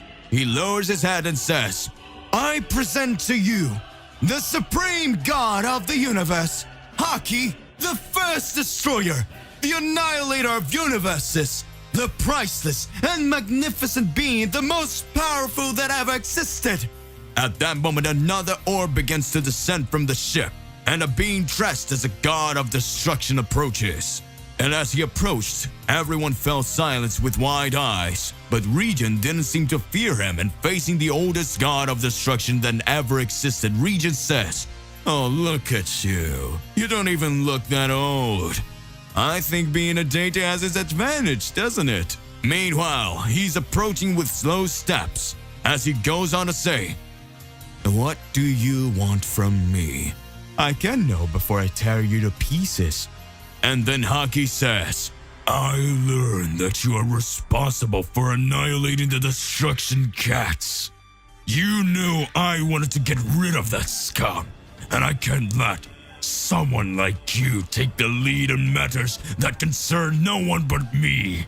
Region then says, but this nonsense has been going on for so long. I just wanted to see if they were extremely powerful, but they were nothing more than insignificant rubbish." Haki has something different, an imposing stance, and a fearsome presence. At this moment, Haki says, It was my business and mine alone. Haki, the first and most powerful god of destruction with a strong personality and overwhelming presence, was there, face to face with one of his prey, someone who had unrivaled power. The great rival of Beerus, someone called Legion. Due to his abilities, he didn't feel intimidated at all, and with his sarcasm and teasing tone, he looks up into Haki's eyes and says, "Who knew a legend like you would be defeated by me? This is pathetic." At this moment, Legion closes his fist. However, when going to attack, he feels an extremely powerful punch hitting his face, knocking him to the ground.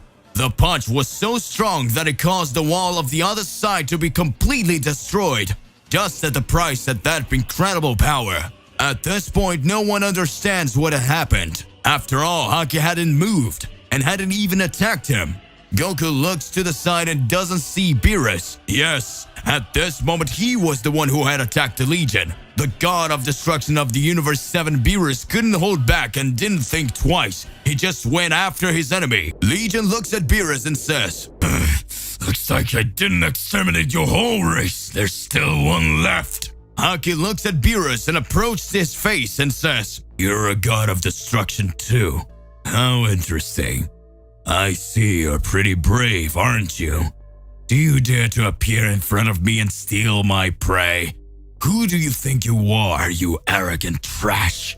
Beerus looks at Haki with a serious face and says, "No one but me is going to destroy this guy." Haki then responds, "Oh good. You destroy him first." At this moment, Haki points his finger at Beerus and an energy begins to form on the tip. Goku looks at Vegeta and Wolf and says, "That guy's going to destroy Mr. Beerus. We can't let him do that." But Vegeta is looking transfixed with such power. Wolf looks at Goku and says, "We cannot do anything." At this moment, Beerus is totally scared, but trying to maintain the pose of being an unshakable deity. However, Haki says, I think I thought better of it." And with the other hand, he touches the head of Legion that was next to him. At this point, Legion starts screaming and looks at his hand and starts to disintegrate. His screams of pain and despair take over everything as he starts to disappear to turn to dust. Beerus sees that he was entering a state of decomposition of matter, where he would consume himself until he disappeared. Haki says, "I was going to destroy you first, but that wouldn't be as much fun as making you hate yourself for not being able to stop me from ending him."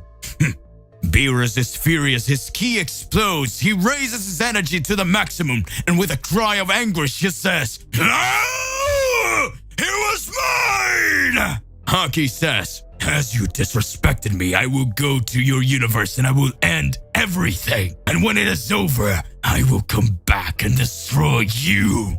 At this moment, Goku gets scared and screams, "Hey, you can't do that! There are thousands of innocent people there!" Haki looks at Goku and says, Well, what we have here? A mortal meddling in the affairs of deities? What an idiot." Goku tries to approach, but Wolf grabs his arm and says, "Don't be dumb, Goku. Don't do that." Haki says, "Well, I think I'm leaving now. I'm done here." A metallic orb forms around him, and he is his angel. They return to their ship, and in an instant, they disappear. A few minutes after that, the prisoners begin to attack the guards, and everything becomes a huge mess. Prisoners riot, and Sword starts to flee. Goku approaches Vegeta and says, "We have to get out of here. We need to get back home." Wolf says, "Goku, go protect your universe." Beerus is furious and starts using his Akai, destroying anyone who appears in his way. Goku and Vegeta run to leave there. Wolf stays behind because he was trapped by other prisoners. Goku and Vegeta run away, and while running, Vegeta says, "Hey Kakarot, shouldn't we take Mr. Beerus with us?" Goku then responds, "Damn, screw Mr. Beerus. I'm tired of being treated like a puppet in the gods' games." Vegeta responds, "At last you're showing a bit of Saiyan pride, you insect." Goku responds, "We're going back to Earth, and from now on, we're going to change things." Vegeta agrees, and the two continue to run. Meanwhile, we return to Earth in Universe 7. Gohan is fighting Beerus' father. Finally, the big guy decided to teach some things to Gohan. That is unexpected. Everyone watched the fight and was amazed at how much Gohan had learned. But it was time to close. Whis returns to Earth with some encouraging news. Whis comes next to everyone and says, I heard a rumor that Goku and Vegeta are returning to Earth. But to get here, they'll have to pass through the planet of destruction. At this moment, everyone is happy and completely relieved. But it has been a long time since Goku and Vegeta set out on a journey to bring Beerus back. And then Gohan asks, Mr. Whis, I found Lord Beerus, right? Whis responds, I'm not sure yet, but he probably came back with good news. Now I need to take Beerus' father back home. And wait for Mr. Goku and Mr. Vegeta there. Everyone is happy with the news and say goodbye. Beerus' father approaches Gohan, puts his hand on his shoulder and says, Boy, you are amazing. Your powers are awesome. But remember, never let your guard down, even for a friend. At this moment, he lands a punch in the belly of Gohan, who in pain bends down. And with one of his eyes closed and the other open, with his hand on his belly, makes a thumbs up sign and stuttering in pain says, I understood. Thank you very much. And then Whis teleported away Beerus' father. Upon arriving on the planet of destruction, the father of Beerus and Whis go to the portal where it would be possible for him to return home, and when he gets close, he says, It was pretty cool ride. I hope one day I can do it again and maybe fight the Ken again. Whis looks at him with a smile and says, So you really liked Gohan? He's a very good boy and incredibly powerful. One of these times I'll arrange for you to fight again. Beerus' father then bows and says, Thank you very much, Mr. Whis. See you soon then. At this moment, he enters the portal and the great door closes. In this way, we see Beerus' father leave for his world. Whis starts walking back to the palace and on the way starts talking to himself. I feel that Goku and Vegeta are getting closer, but I don't feel the presence of Beerus. Did they not find him? I'll wait, so I'll know soon. About that, I'm going to eat this delicious hot dog I got with Boma.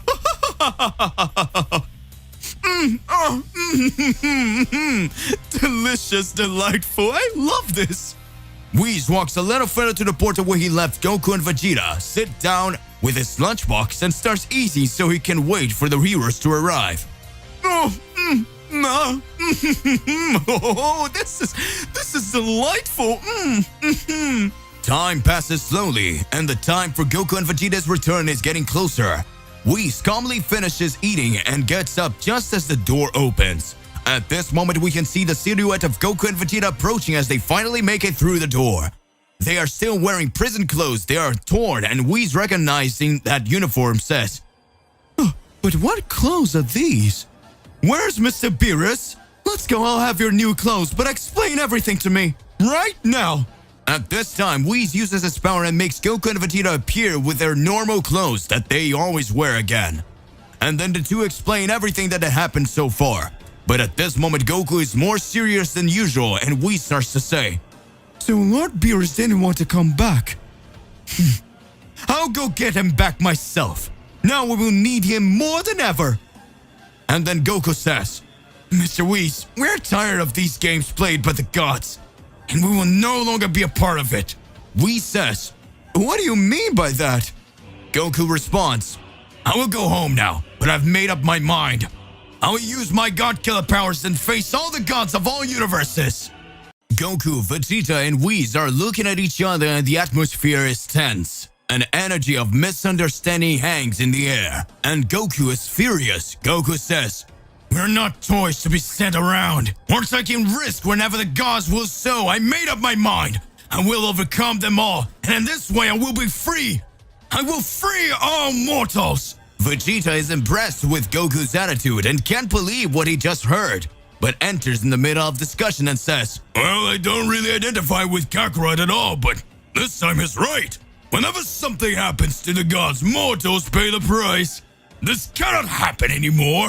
Goku then continues to say, Mr. Whis, I will leave now, and when you meet Mr. Beerus, say so, that soon I will face him, and it will be for the last time. Goku looks at Vegeta and says, Let's go, Vegeta. Vegeta responds, Don't give me orders, you insect! Vegeta touches Goku's shoulder, who concentrates and teleports back to Earth. Arriving there, Goku sees Gohan and the others, and everyone runs to hug Goku and Vegeta. But Vegeta doesn't want to hear about hugs and turns around, crossing his arms, and simply says, Alright, just don't come pissing me off! At this point, Gohan starts to tell about all the adventures they had while they were away, and Goku can hardly believe it all. Vegeta is surprised to hear the stories and says, I can't believe Bulma turned into a Super Saiyan! It's dangerous, Bulma! Bulma approaches Vegeta and says, Don't talk to your wife like that! You who disappeared and now you come with that poker face wanting to teach a moral lesson? Can you explain where you've been all this time? Vegeta then explained everything that had happened while Gohan and the others watched and listened, along with Goku. And then Bulma starts talking. So it means you were prized. And you still have the nerve to fight me? You're a delinquent, Vegeta. I don't believe in such a thing. Don't come closer to me. No, don't come closer. No. Vegeta, after being scolded by his wife, is completely embarrassed and tries to explain himself. Bulma, no, it's not my fault. It was Kaka's fault, this imbecile. And this discussion goes on for quite some time, until tempers begins to calm down again. And then after explaining, Goku is extremely upset with the position of the gods and says, Guys, we can no longer accept what the gods do, and I decided that I would travel the universes and recruit the warriors who want to face the gods with me. Ever since I got the powers of a god killer, I have doubts whether or not to face the gods. But now I've decided there's no other alternative. Gohan approaches and says, But Dad, if you start fighting the gods, it could cause a war that would end all the universes. And Goku responds, I know, my son, but there's no other way. If we don't fight at some point, all universes will suffer. There's only one choice we have. And now I have powers to stop the gods.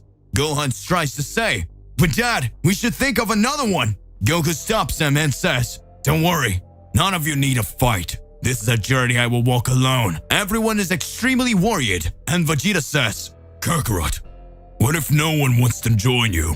Goku then responds, As I said, Vegeta, this is a path that I will walk alone if necessary. We can no longer lower our heads and simply obey. The only thing I ask is that you protect the Earth in the meantime. Vegeta then responds, This time I won't go with you, otherwise Bulma will get even more mad. But I hope you make it.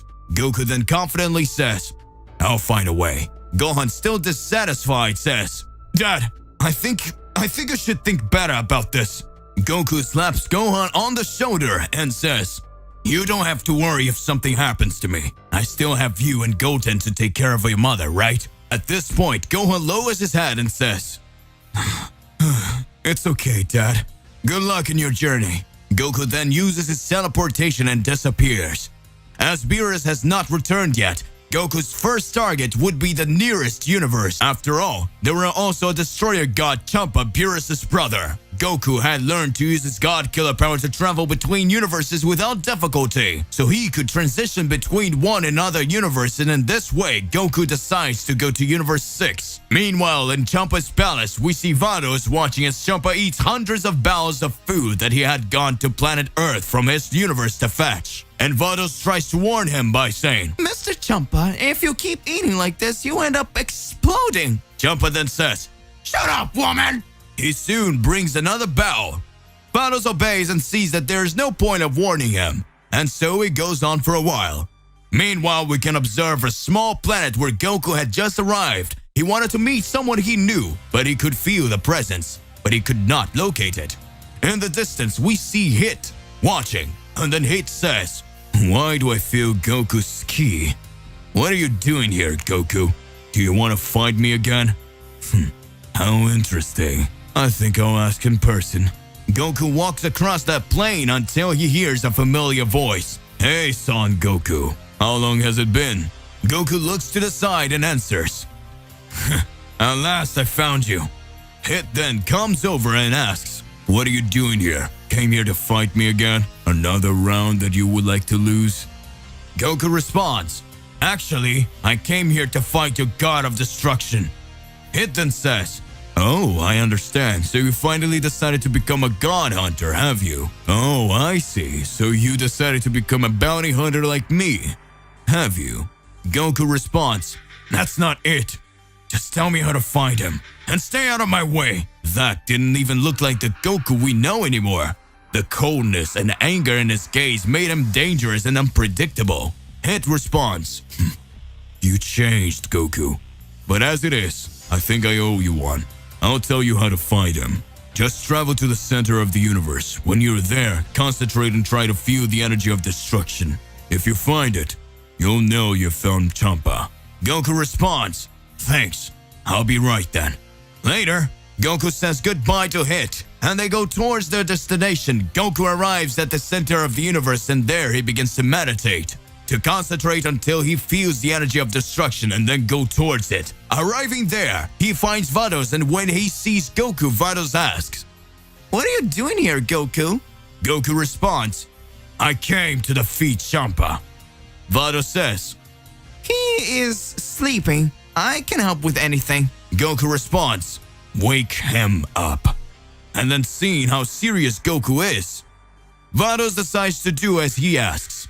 Champa wakes up furious and runs towards Goku to find out what was going on, and when he gets there, Goku starts to say, "You arrogant gods! You don't understand how to value the power they have, and that's why I'm here, to correct your transgressions like gods." Champa is furious and wants to go after Goku. Vados then says, "Mr. Champa, you better watch out. There's something different with his eyes."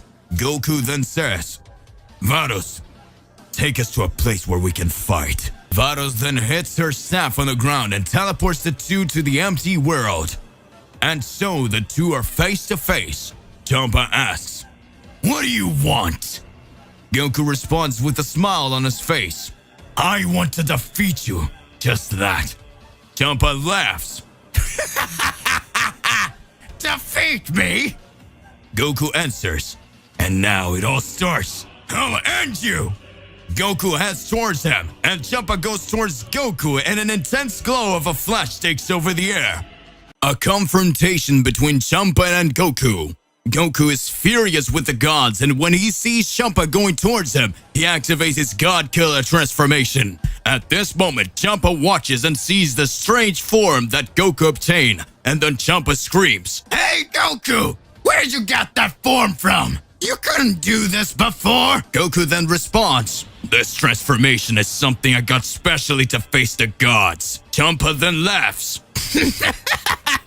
"Dude, you still haven't figured it out, have you?" Goku is confused and responds, "What do you mean I didn't notice?" Champa then says, "This way you are is something different from what you think. The more you use it, the more it takes away your lifespan.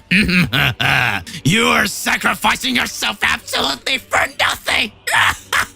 Goku looks down at his hand and takes a deep breath, and in thoughts he says, "I don't know if it's true, but even if it is, it's too late. I will use it anyway, even if in the end I ended up dying." Goku then looks at Champa and says, "That doesn't matter. What really matters is that I can finish you off." Champa then responds, "Boy, you can try." At this moment, Champa disappears and appears behind Goku. He has his Hakai ready to exterminate Goku, who strikes his hand, causing the attack to dissipate. Champa spins around and lands a punch on Goku's face, who goes backwards. And with his tense aura, he strikes the air and goes towards Champa. Vados, who was watching everything, is impressed with how powerful Goku is. After all, now he's able to fight on equal footing against the god of destruction. Goku exchanges blows with Champa, and everything that exists around them is destroyed in an instant. Champa starts to get out of breath, but he doesn't find gaps in Goku's defense, and after thinking it would be a simple fight, he's starting to regret it. Champa then says,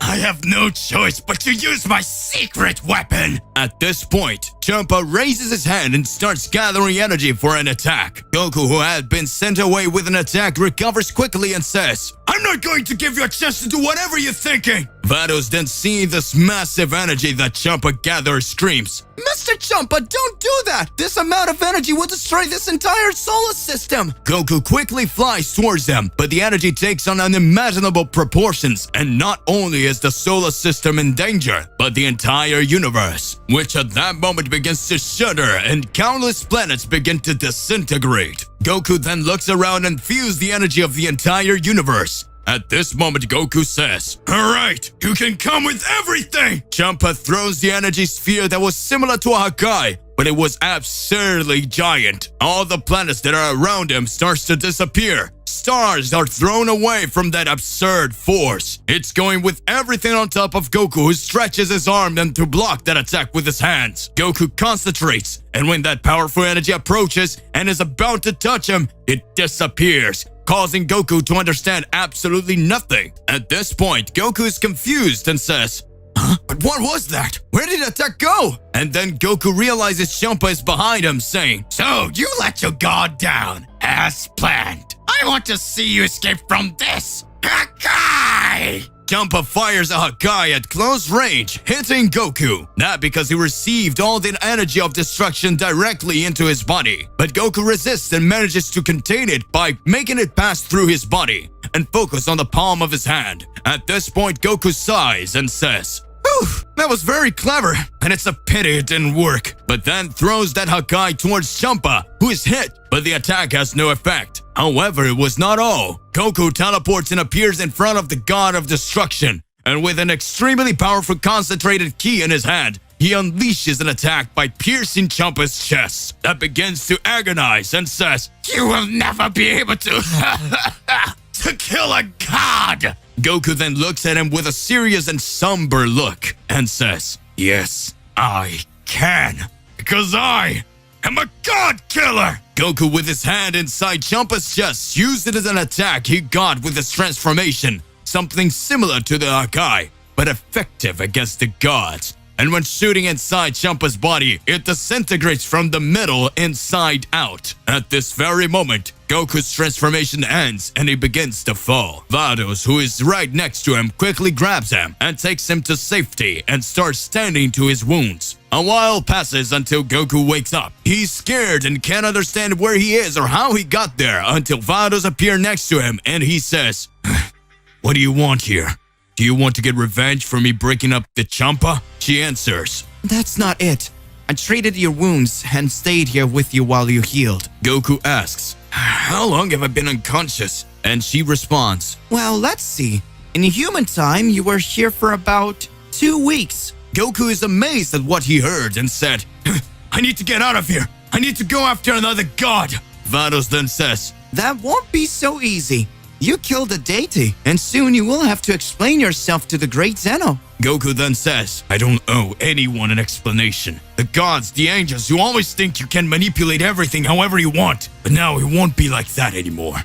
Vados says, "I don't know what your motivations are, but I would like to follow you." Goku doesn't understand what she means and asks, "Why do you want to follow me?" She answers, "I see that you're not the same Goku as before, and I'm curious to know how you will destroy the gods. I want to be around." Goku says, "Do whatever you want, but if you try to stop me, I'll fight you too." Vados then says, "Don't worry, I just want to watch." Goku then responds, "Whatever." Meanwhile, at Zeno's Daishikan's palace, he meets with Zeno-sama to tell him what happened, and when approaching, Daishikan says, "Lord Zeno, Son Goku destroyed a god of destruction. This was a very reckless thing to do.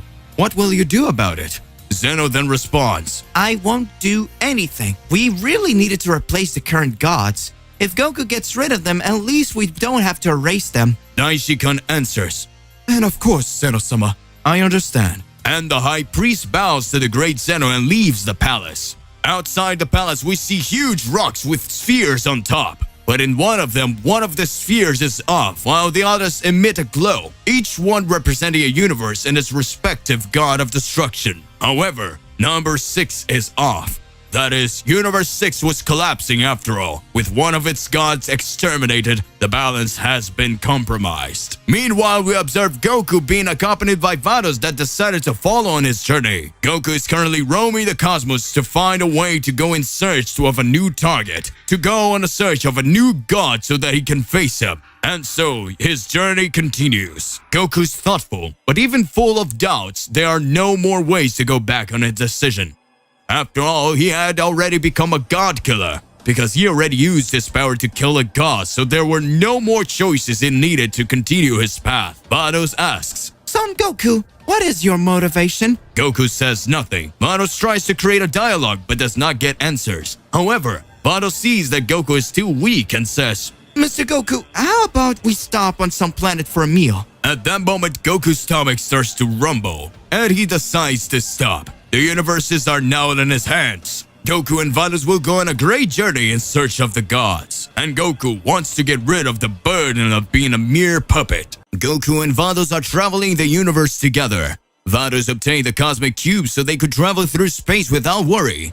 Goku is eating because he hasn't eaten in a while, and he's dying of hunger. However, Goku is different. Goku is not the same after everything he's faced. Upon obtaining the form of a god killer, Goku is taken by hatred and his spirit just wants to achieve his goals, to make the gods stop using mortals for their own benefit. Goku has become colder. His personality is more like of a saiyan. And after meeting his father, Goku realized that to end injustices, he should let the Saiyan within him speak louder. At this moment, Goku is just a being who seeks to find freedom and reach where no one else can. He needs to fight the gods even if it ends up corrupting him or destroying him.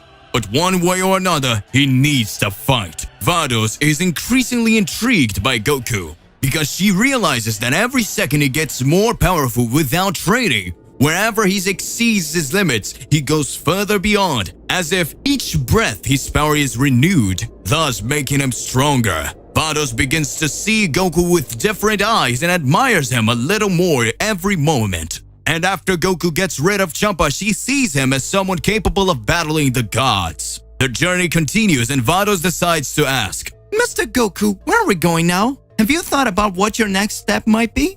Goku looks at her with a cold gaze and responds, It doesn't matter. Let's go anywhere. I still need to recover my energies to go after the gods. Vados then says, Wouldn't you rather talk to Zeno-sama and try to explain yourself? Goku responds, And what good would that do? Vados then says, Probably maybe that would help your mission.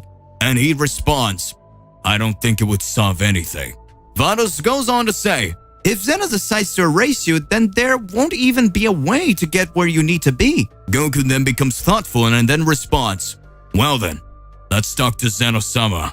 Vados then decides to take Goku to Zeno's palace so that they can try to find a way out before Zeno decides to erase Goku from starting to hurt the gods. Meanwhile, in Zeno's palace, the High Priest is observing each universe in some kind of technological device and Zeno is playing with a board game. A game very similar to chess, but people are puppets similar to the gods of destruction of each universe. Daishi-kun approaches Zeno and says, Lord Zeno, Son Goku is coming to us. Zeno responds, Oh, that's great! It's been a long time since I last met him. The High Priest then responds, Really? Well, he will arrive soon. As soon as he arrives, I will bring you to his presence. Zeno says, All right, I'd like to talk to him. Sometime later, Goku arrives along with Vados, and the High Priest was at the entrance apparently waiting for them. Daishi-kun says, Welcome, Son Goku. I'll take you to Zeno-sama. Goku looks at Vados who just makes a sign with his hand, demonstrating that he didn't know anything, and the two start walking following Daishi-kun. They arrived at the hall where Zeno was. At that moment, Zeno gets excited and floats towards Goku, shaking his hand. Zeno seems to be happy, but Goku only shows seriousness. And suddenly the mood changes. Zeno asks, Goku, are you not happy to see me? And he responds, It's not that. It's just, at the moment I don't know what's going on anymore. Zeno then asks, Goku, well, I have a mission for you. Goku is surprised and responds, What? What kind of mission? At that moment, a gloomy climate takes over everything. Vados starts to shake and a drop of sweat runs down her face. Zeno approaches Goku's face and looks deeply into his eyes and says, "Destroy all gods of destruction." Goku is extremely surprised, and Daishikan starts talking. The gods of destruction are no longer qualified for the position they hold. They are neglecting their duties and always end up harming the development of the universes. The great Zeno-sama heard of Son Goku's desire to stop the gods of destruction, and so he decided to make it official. At this point, you have the freedom to face and defeat each one of them. You are now officially a god killer. Goku for a brief moment smiles. Vados observes with a serious face. After all, she doesn't quite understand what's going on. At this moment, the high priest continues to say, "Vados will go with you and accompany you on your journey. I hope you can accomplish the mission you so desire. And after accomplishing it, the great Zeno-sama will choose the new gods." At this moment, in respect, Goku kneels and says, "I will do this." Vados somehow feels happy because she will be able to accompany Goku. But not even she knows why she was happy, and then the meeting ends. Goku says goodbye to Zeno and Vados, and he goes on his journey. Goku is sitting inside Kubo with his arms crossed. At this point, he's even more motivated to find the gods. And so he says to Vados, "Now let's find the next gods of destruction. We have a big mission to accomplish." Where should we start? Where should we start? Vados then responds, "At this moment, we're close to Universe 8. We can try to find the destroyer from there, and then officially the mission will be started." Goku responds, "Okay, let's go." In the Universe 8, Liquids, the god of that universe, was calm on a planet where he could take advantage of doing nothing. After all, working was not his strong point. However, the sky starts to darken. An extremely loud bang makes the planet shudder. And from the middle of the clouds, a cube appears. Inside the cube, Goku and Vados approach. Liquid watches and waits for them to land. When they land, Liquid approaches and asks, "Hey, aren't you the warrior from Universe 7? What are you doing here?" Goku then responds, "I came here to defeat you." Liquid starts laughing and says, "How funny. You come all this way to tell jokes. Now, seriously, why did you come here?" Goku responds, "Are you seeing me laugh?" At this moment, Liquid gets angry, closes his fists and stares with a serious look at Goku. And at this moment, he says, "You really think that a mortal trash like you is capable of defeating me, a deity? Don't you dare to say nonsense anymore." Goku responds, "So what do you think you're testing whether your theory is right? Come over here and I'll show you what I can do." Liquid is serious. His aura starts to emanate from Goku, then continue his taunts.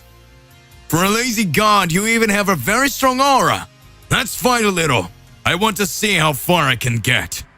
Goku smiles and Liquid gets even angrier. At this moment, he says, "Why do you want to face me so badly? It even looks like you're sure you can win." Goku says, "Really, I'm sure I can win this fight. And I want to fight you for a simple reason, that all the gods of destruction have already caused enough damage in this universe.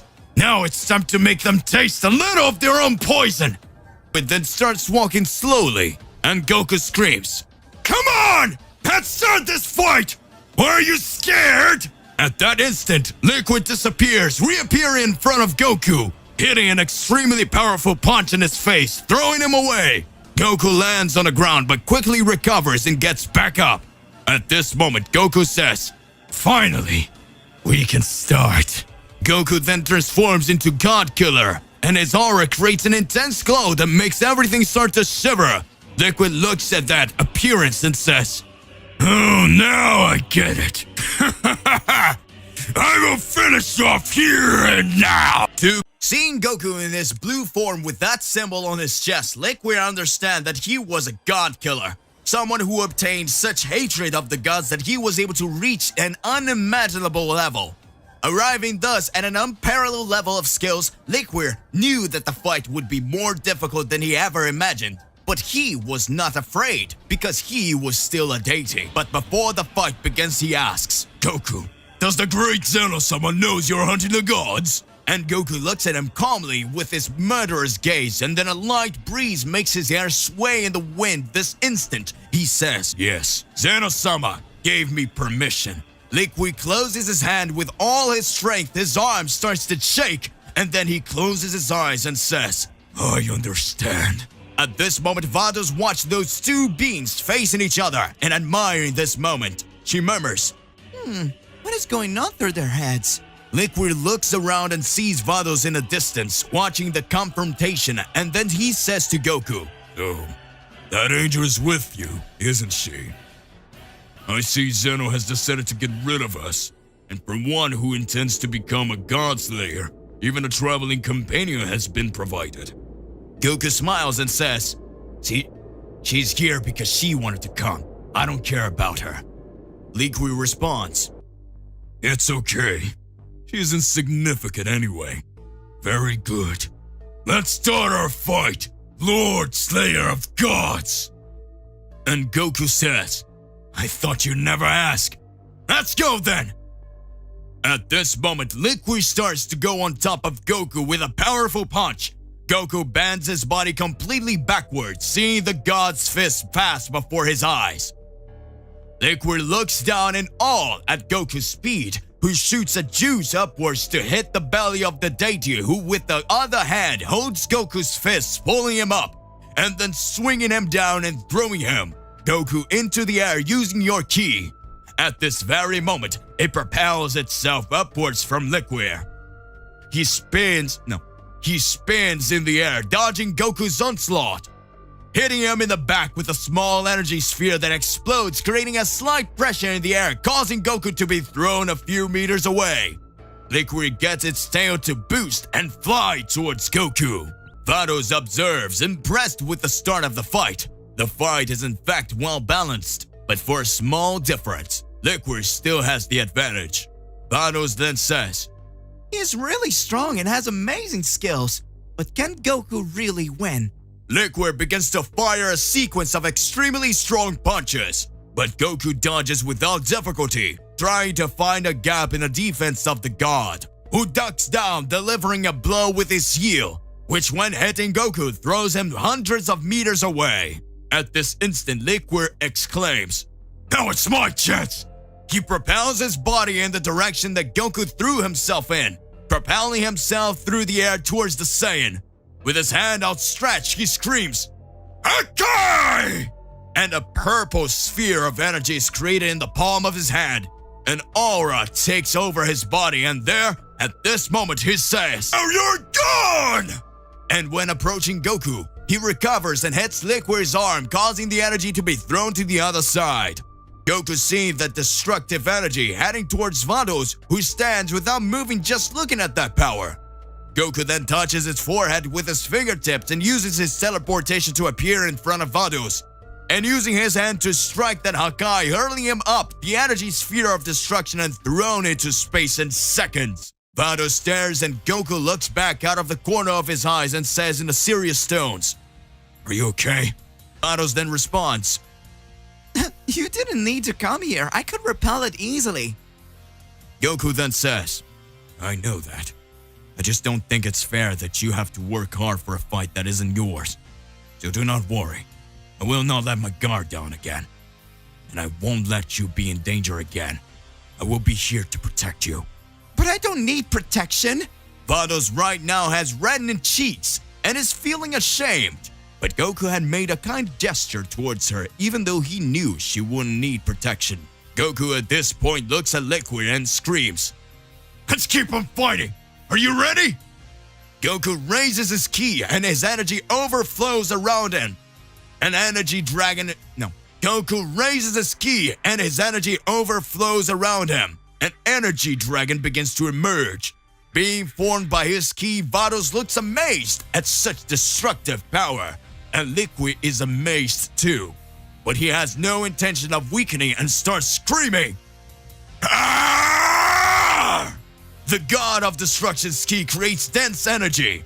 He becomes enveloped in purple energy that begins to cover the entire environment, disintegrating everything it touches. Goku looks at him seriously, and the two fly towards each other. Goku's eyes filled with fury, Liquid's eyes completely covered by his rage, and suddenly the two begin to collide. A gigantic shockwave covers the entire planet, causing immeasurable destruction to dissipate everywhere. Vados wraps herself in an energy barrier and can't see a thing.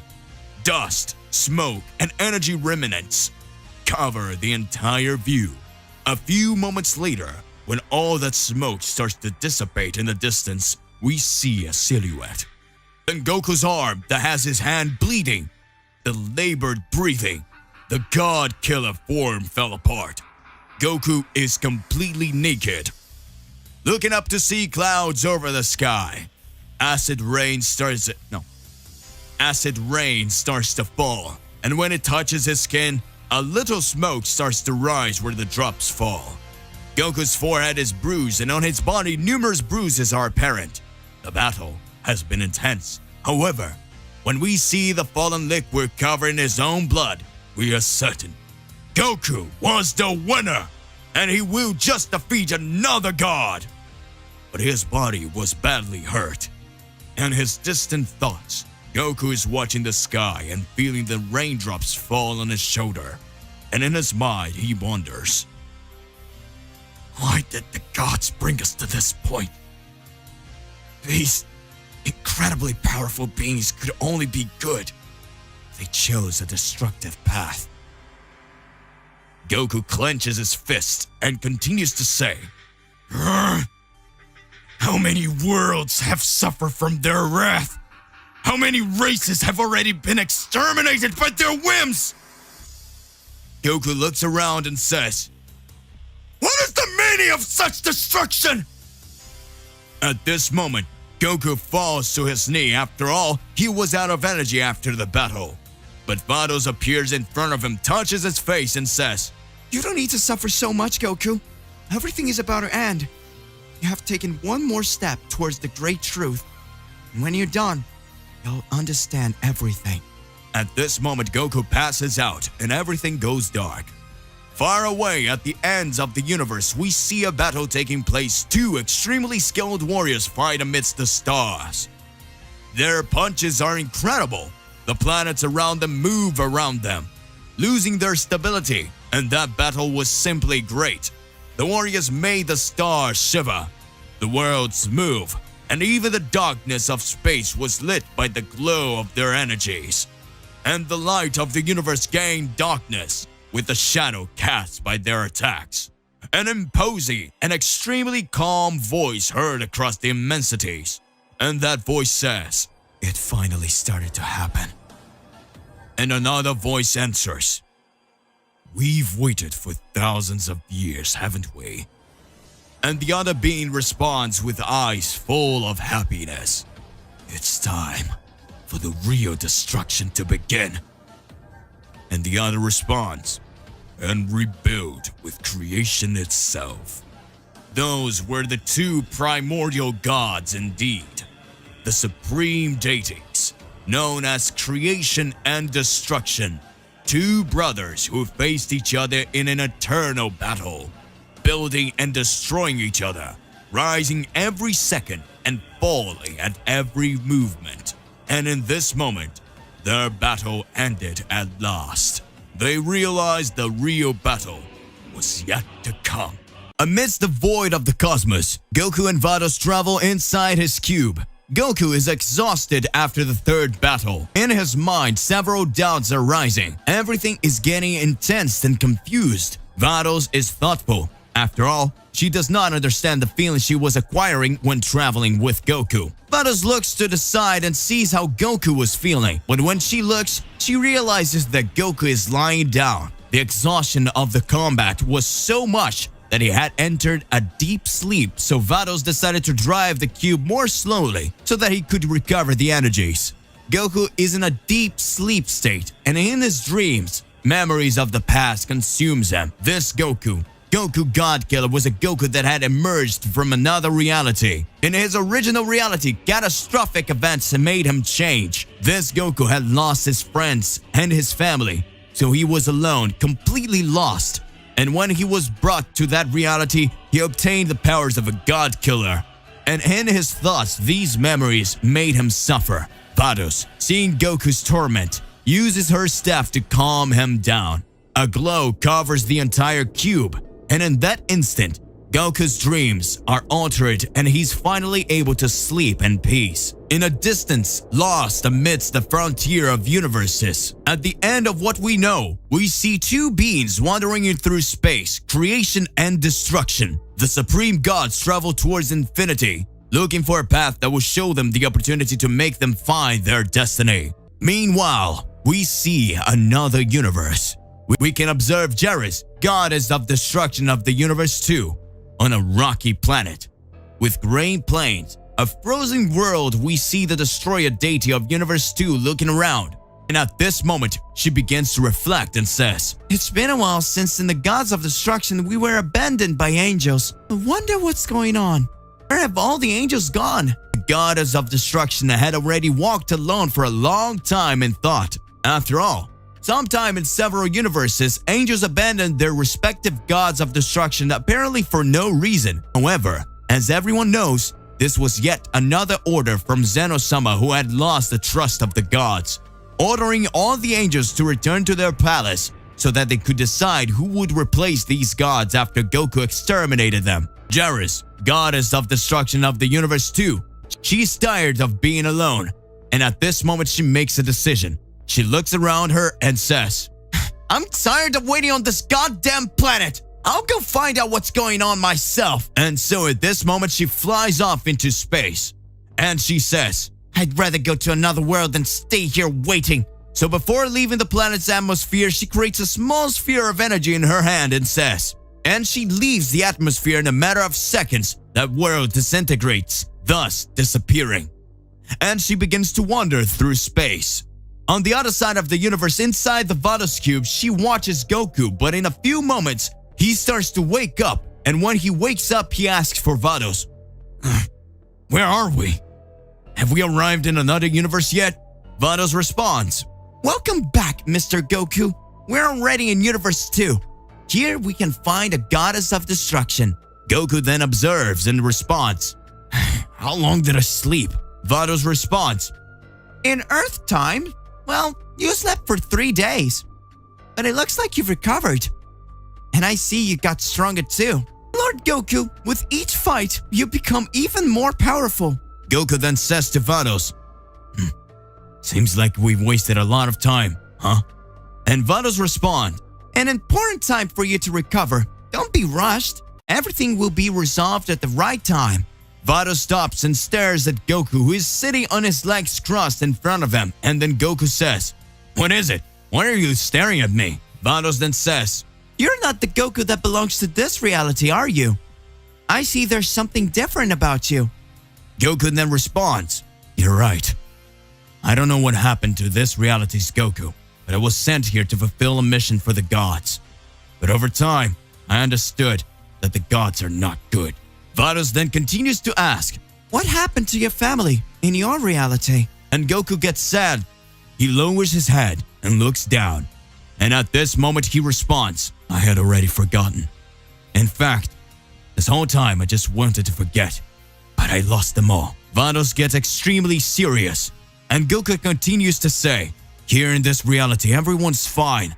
Everyone was happy to see me, and it's not the same. And even though I'm here surrounded by everyone I know, I'm still alone." Right now, Vados is approaching. She bends down and touches Goku's face and says, "If it's up to me, you won't be alone anymore." Vados' cheek is flushed and Goku glares at her. And suddenly the two stand up embarrassed. Some time passes, and traveling through the universe, the two come across something. As they approach, they notice that traveling through space was the goddess of the universe too, right in front of them, close to the orbit of a nearby planet. That planet's gravity pulls the two towards it, which inevitably falls into the planet. The two take an incredibly powerful hit, destroying everything they hit before falling.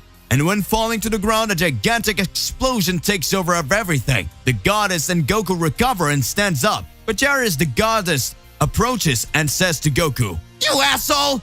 What does she think you're doing? Why did you do it?" And without much talk, Goku uses his God Killer transformation and decides to go for it anyway. The goddess then says, I see you don't want to talk, do you? Alright, let's get this over with. At this moment, she raises her arms and gigantic purple ones are attracted. By slamming their hands together, those gigantic boulders spin Goku in the air, creating an incredibly loud bang.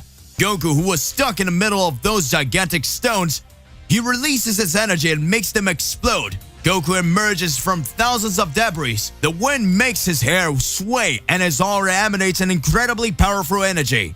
The goddess is surprised to see and is stunned by what she is in front of her. At this point, she asks, "Who sent you? Why are you so powerful?" Goku responds, Zeno-sama. He's the one who sent me. And I am powerful enough only by my desire to kill all the gods. At this moment, then she calms down, takes a deep breath, and begins to fly slowly upwards. And after that, she says, "And then fine.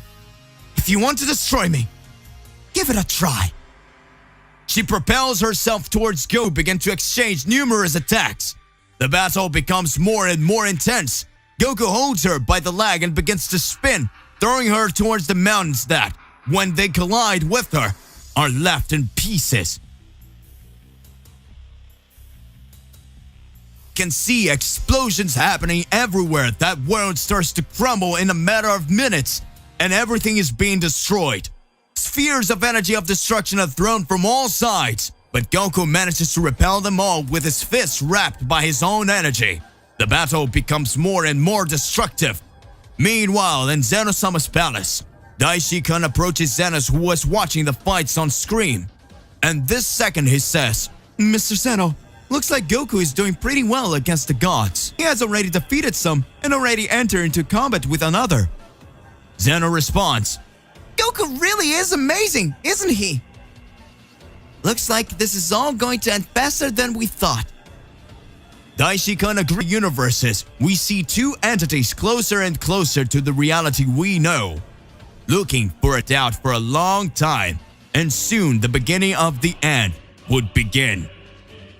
Seeing Goku in his blue form with that symbol on his chest, Liquid understand that he was a god killer. Someone who obtained such hatred of the gods that he was able to reach an unimaginable level. Arriving thus at an unparalleled level of skills, Liquid knew that the fight would be more difficult than he ever imagined. But he was not afraid, because he was still a deity. But before the fight begins, he asks, Goku, does the great Zeno-sama knows you're hunting the gods? And Goku looks at him calmly with his murderous gaze, and then a light breeze makes his hair sway in the wind. This instant, he says, Yes, Zeno-sama gave me permission. Liquid closes his hand with all his strength. His arm starts to shake, and then he closes his eyes and says, I understand. At this moment, Vados watch those two beings facing each other and admiring this moment. She murmurs, what is going on through their heads? Liquid looks around and sees Vados in the distance, watching the confrontation, and then he says to Goku, Oh, that angel is with you, isn't she? I see Zeno has decided to get rid of us, and for one who intends to become a god slayer, even a traveling companion has been provided. Goku smiles and says, She's here because she wanted to come. I don't care about her. Liquid responds, It's okay. She's insignificant anyway. Very good. Let's start our fight, Lord Slayer of Gods! And Goku says, I thought you'd never ask. Let's go then! At this moment, Liquid starts to go on top of Goku with a powerful punch.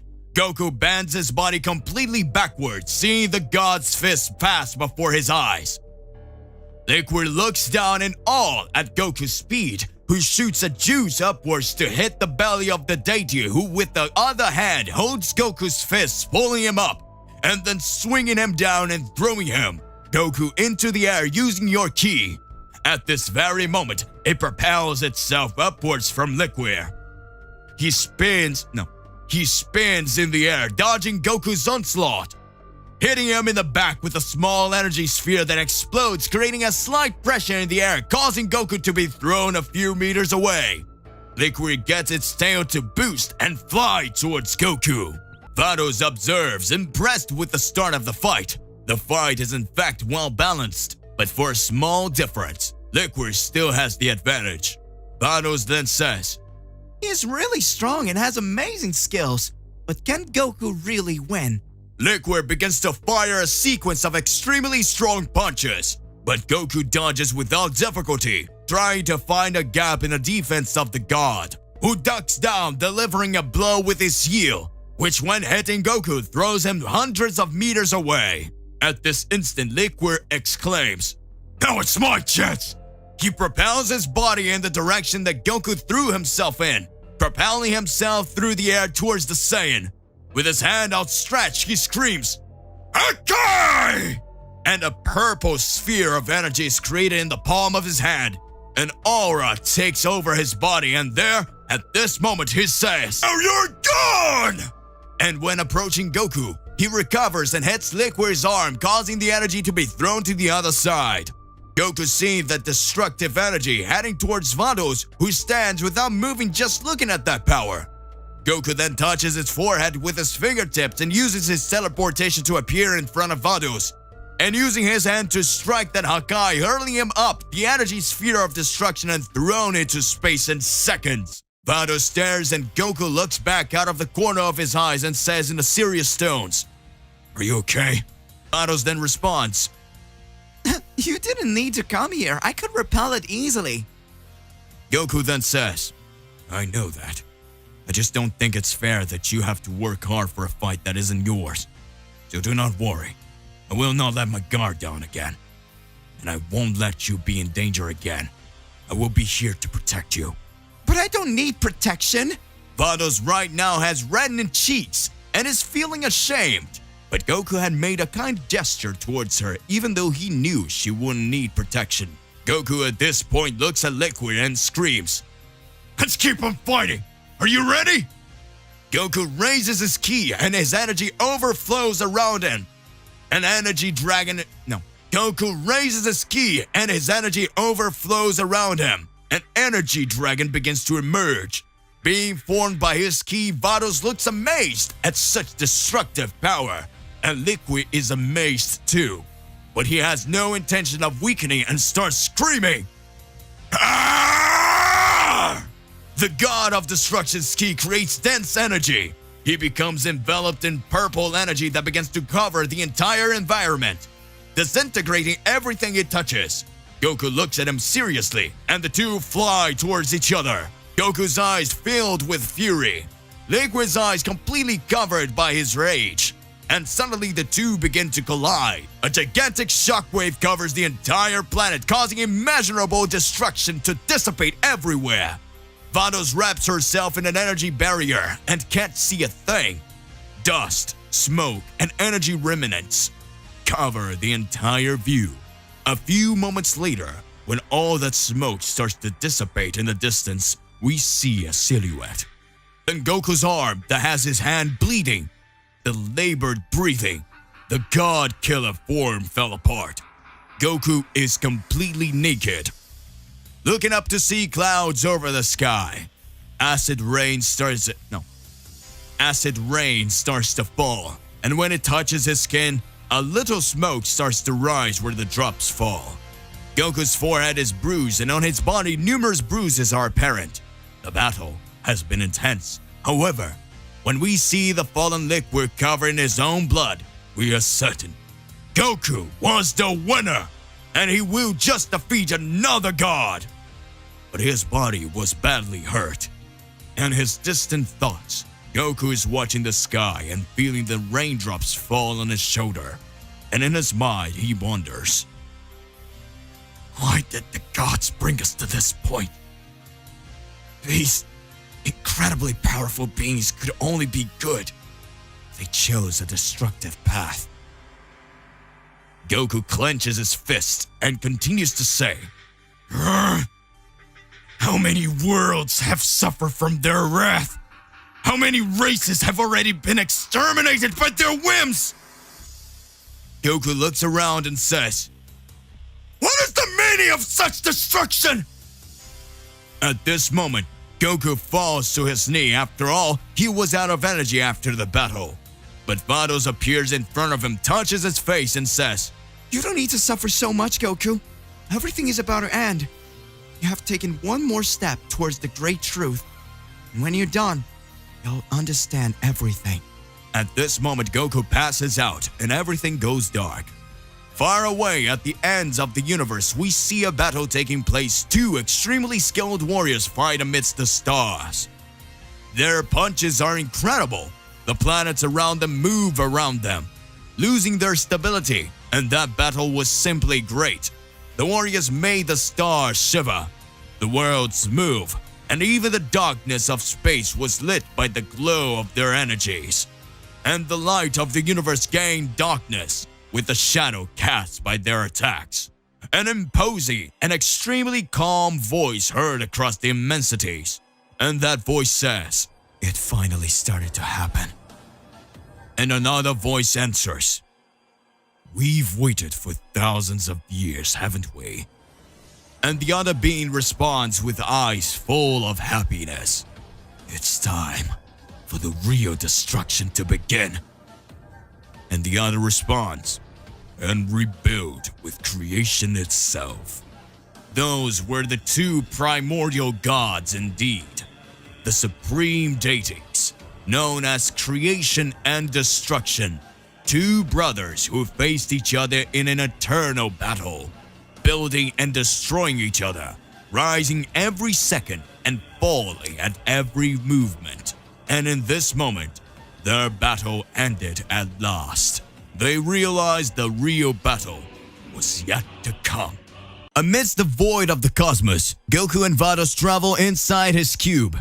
Goku is exhausted after the third battle. In his mind, several doubts are rising. Everything is getting intense and confused. Vados is thoughtful. After all, she does not understand the feeling she was acquiring when traveling with Goku. Vados looks to the side and sees how Goku was feeling. But when she looks, she realizes that Goku is lying down. The exhaustion of the combat was so much that he had entered a deep sleep, so Vados decided to drive the cube more slowly so that he could recover the energies. Goku is in a deep sleep state, and in his dreams, memories of the past consumes him. This Goku Godkiller, was a Goku that had emerged from another reality. In his original reality, catastrophic events made him change. This Goku had lost his friends and his family, so he was alone, completely lost. And when he was brought to that reality, he obtained the powers of a God Killer. And in his thoughts, these memories made him suffer. Vados, seeing Goku's torment, uses her staff to calm him down. A glow covers the entire cube, and in that instant, Goku's dreams are altered and he's finally able to sleep in peace. In a distance lost amidst the frontier of universes, at the end of what we know, we see two beings wandering through space, creation and destruction. The supreme gods travel towards infinity, looking for a path that will show them the opportunity to make them find their destiny. Meanwhile, we see another universe. We can observe Geras, goddess of destruction of the universe too, on a rocky planet. With grey plains, a frozen world, we see the destroyer deity of Universe 2 looking around. And at this moment, she begins to reflect and says, It's been a while since in the gods of destruction we were abandoned by angels. I wonder what's going on.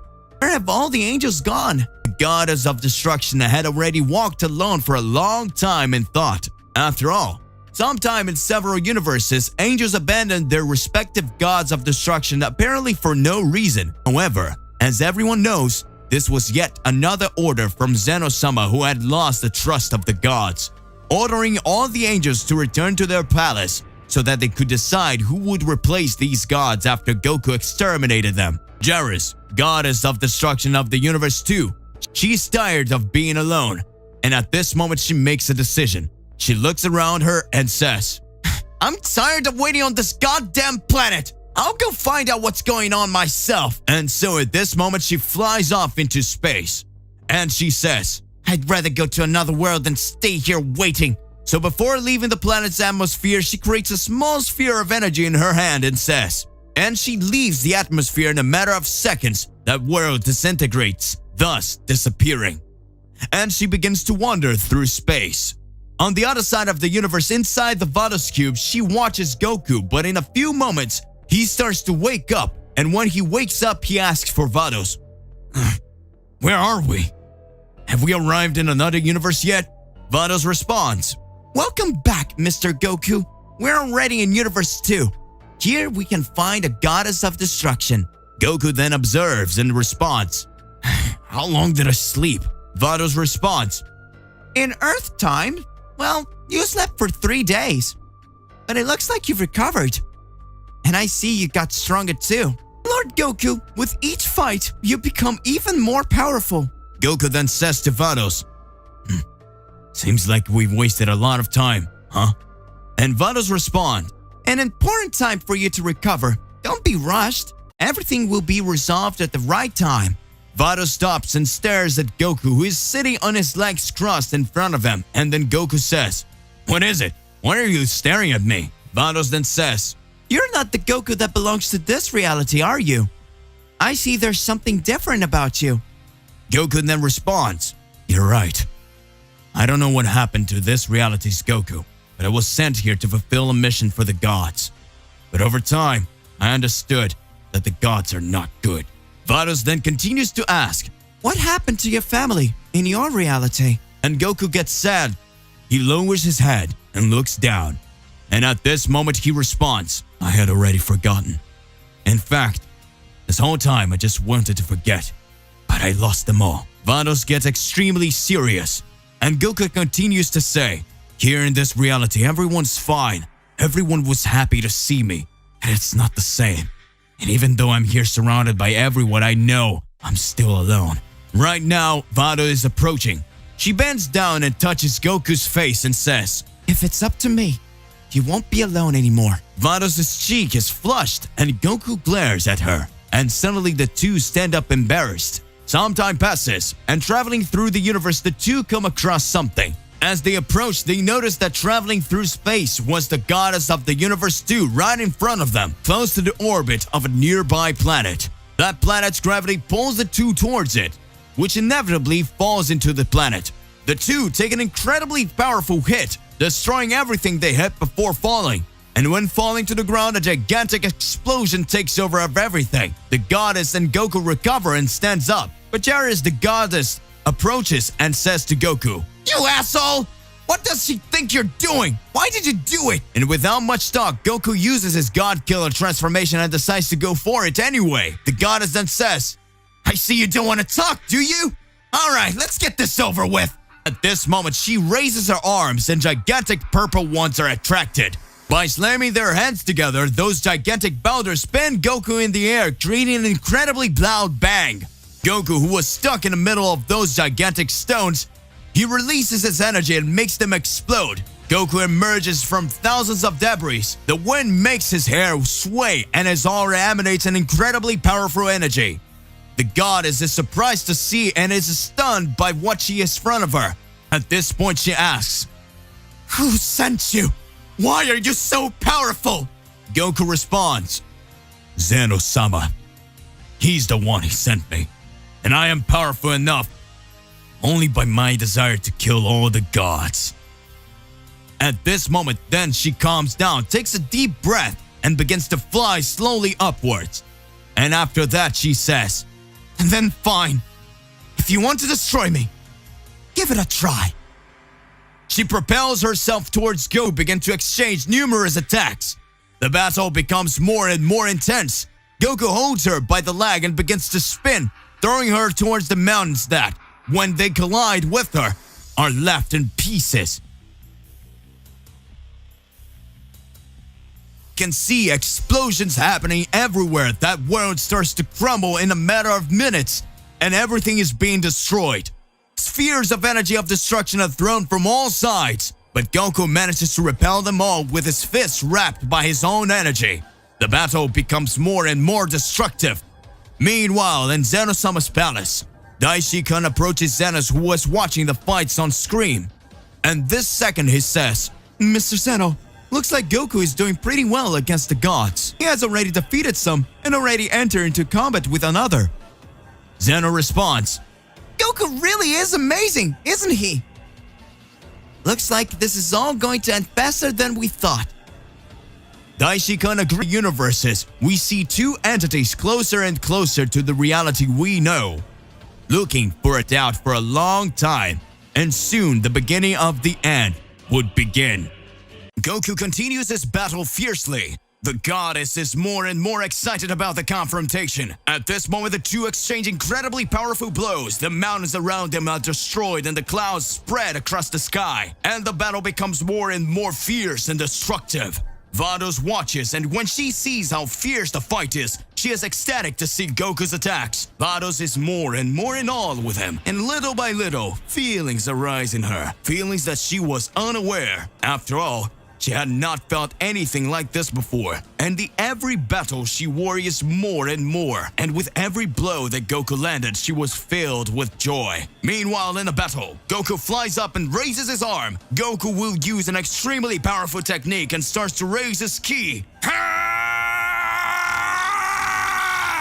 It is a sphere of energy that grows bigger. Goku is giving it his all, and moments before launching the attack, his energy begins to drain out of his body. At that moment, Goku is hit by an extremely powerful blow to his stomach. Goku bends down and his mouth begins to bleed. The battle is getting longer, and he still hasn't found gaps in the defense of the goddess of destruction. But not everything is over. Goku raises his ki, and with each passing second, his aura and energy increase in an incredible, absurd way. And his attacks, they start to get more and more destructive and powerful. At this moment, Goku hits the goddess with an extremely powerful punch, throwing her away, and then hitting a mountain that explodes, causing a smoke screen to form around everything, making it difficult to see what's going on. At this moment, Vados observes, but she cannot see the battle with so much dust and smoke around. However, a few seconds later, the smoke begins to dissipate, and at this moment, we can observe Goku hitting the goddess with a sequence of punches and kicks that makes her be pushed back. The two start to get out of breath, but they don't give up. Neither Goku nor the goddess surrender to the incredible strength of each other, who have only one objective: to win the battle. Goku wants to annihilate all the gods of destruction. Goku starts delivering several kicks, thus directly hitting the goddess, and at this moment he joins his hands holding each other and delivers a blow using both arms, throwing her further away. However, she uses her ki to stand still in the air, propelling herself and flying towards Goku again. At this moment, she stretches her fists and hits Goku's face with an extremely powerful punch. He grabs the goddess' leg and throws it in the opposite direction.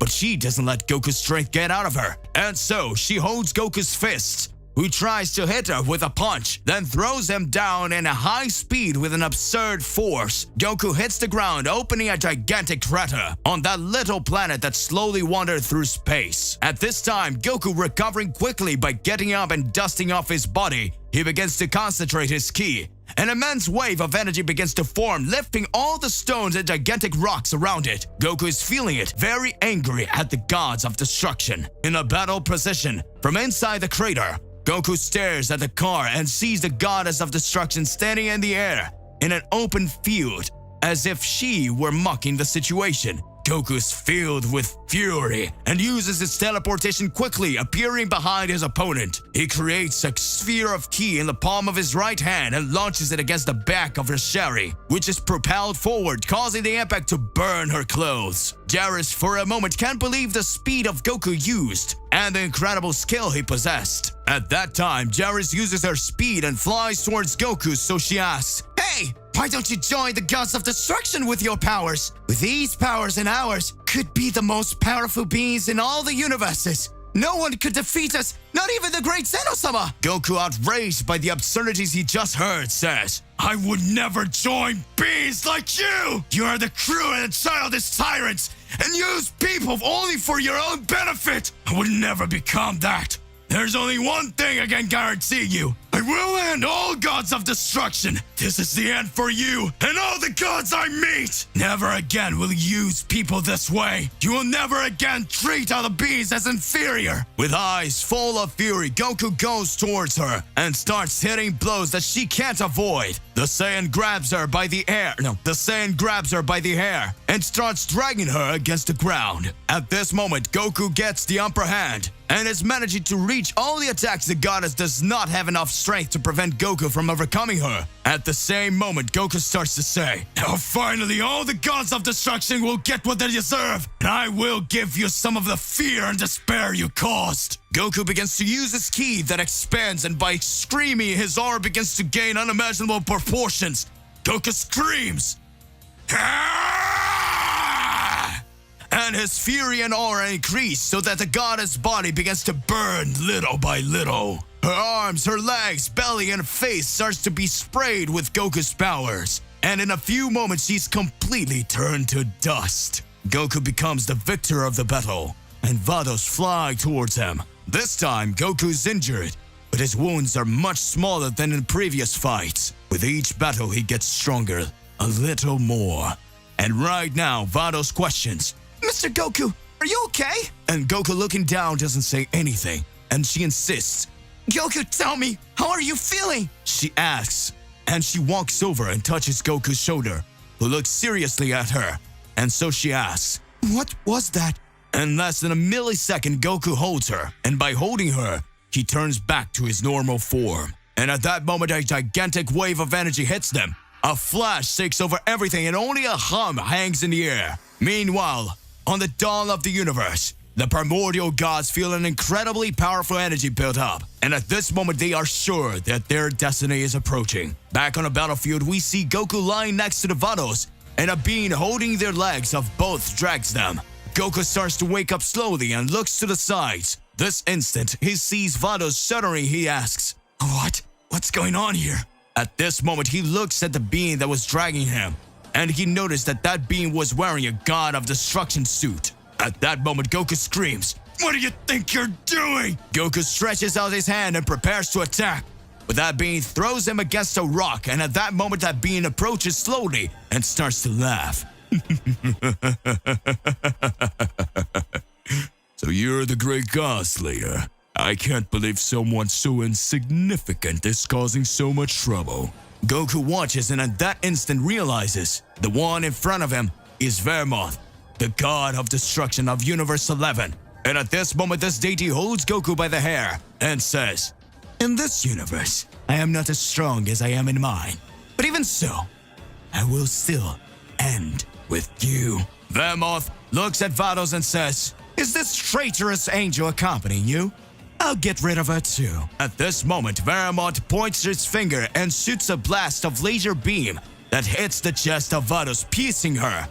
And then she falls on the floor, and she closed her eyes. Goku looks at her, and it makes him extremely furious. And in the distance, we can just hear Goku's voice slowly say in a sad tone, Vados, forgive me. Vados, lying there on the ground, drowning with her own blood, tries to reach her staff that had fallen, but Vermoth approaches and kicks the object away. And at this moment he says, Don't think I'm here to let you take the crap to cure yourself. You die here, and that's it. Goku is exhausted from the previous fight, and he can't move. He still has strength despite being hit by that explosion. She's an extremely powerful angel, however her wound is not healing, and so she tries to get up slowly. Vermoth approaches, and with his foot he pushes her down, causing Vados to have her face rubbing on the ground. Goku, seeing this scene, becomes enraged and starts screaming, You bastard! I will never forgive you! Stop doing that right now! Do it against me! Kill me! Or I'll go... I will... Vermoth interrupts Goku and says, What will you do? Die faster? Yeah, see that? I know everything that's going on. I know the great and mighty Zeno-sama has had enough of us and has sent you on a suicide mission to finish us off. But you don't stand a chance because we're gods. We're deities. And you Oh, you are just a bunch of mediocre rubbish. I won't let you if you want to hurt me. I am a god, you ridiculous creature! At that moment, Goku picks up a rock and throws it, hitting Vemoth's face. And at that moment, he explains, "You are a weak god." The god, standing there in front with his nose bleeding, feels offended and humiliated by the reckless attitude of Goku, who is on the ground unable to move, completely exhausted and injured. And yet, he still tries to face the deity in front of him. At this moment, the god smiles and says, "You disgusting me, cockroach! I will crush you. But before that, I will exterminate this woman first. How about that?" Vemoth holds Vados by the hair and hits her stomach with a punch that makes her spit blood. Then he stretches out her hand and points it towards her face. At this moment, a word is uttered slowly and say, "Hakai." A ball of energy explodes on Vados' face, and that destructive energy surrounds her, causing her to scream with pain and despair.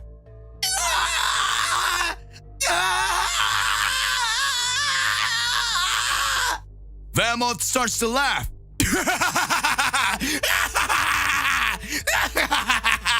Yeah, yes! Now she dies.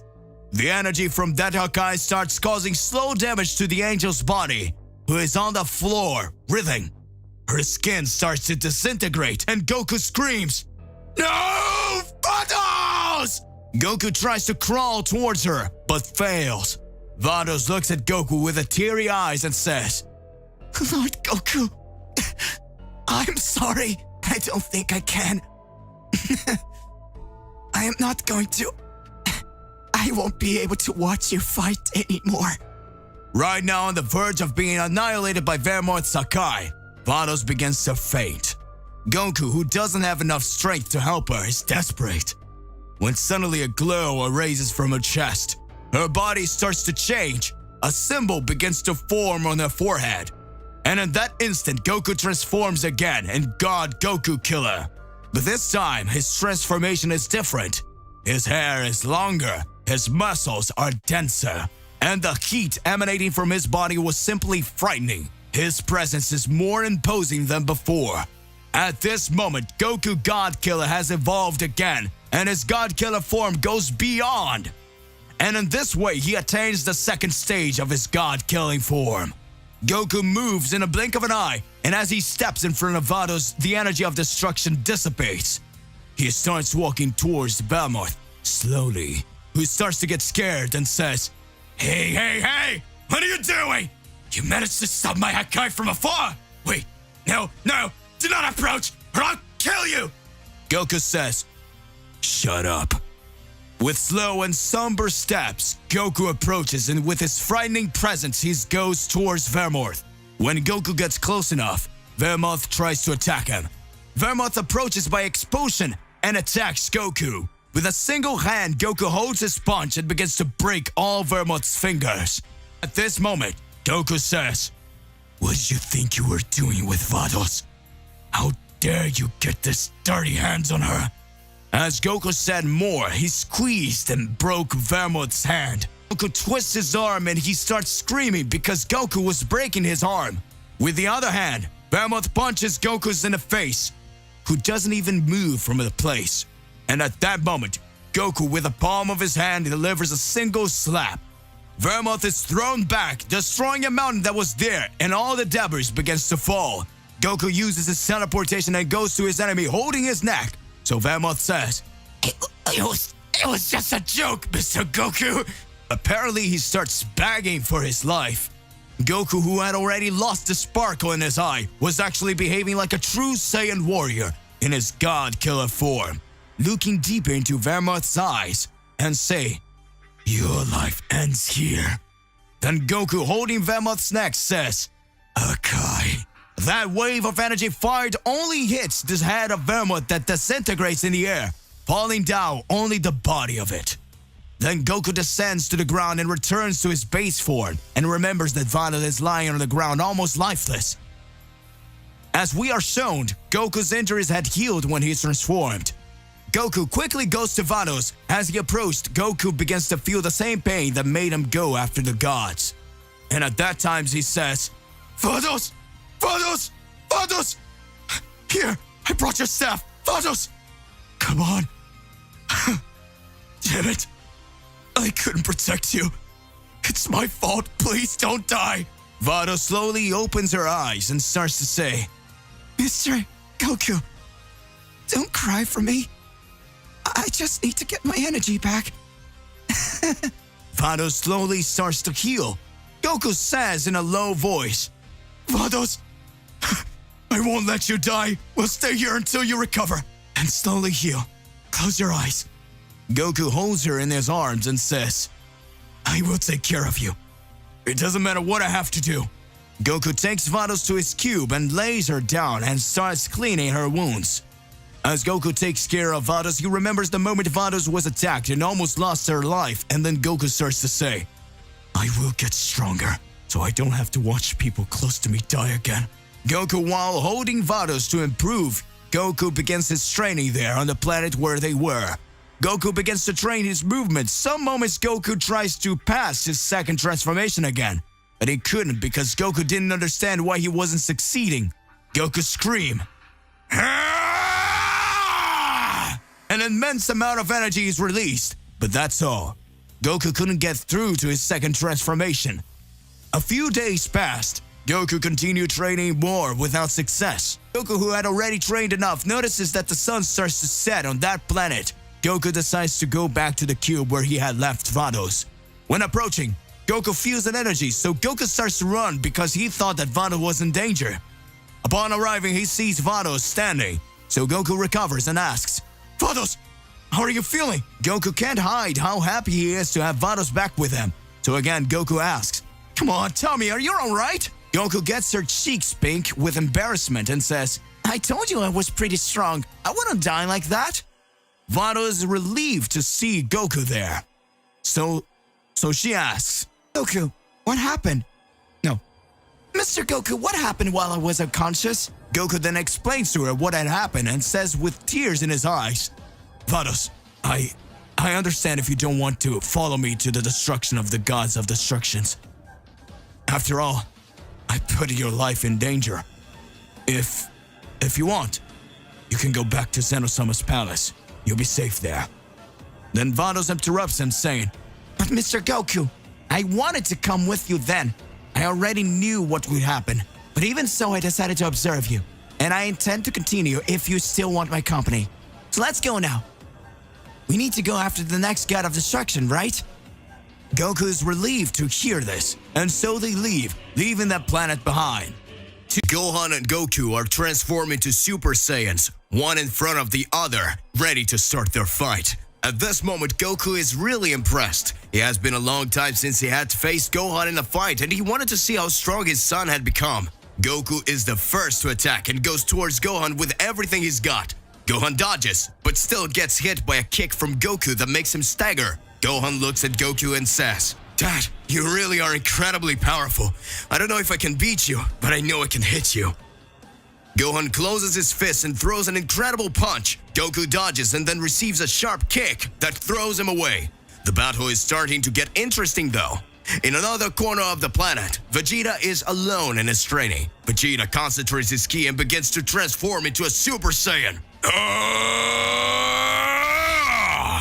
He starts delivering several blows in the air, hitting a rock, which disintegrates. Then Vegeta says, I can't lose to Kakarot.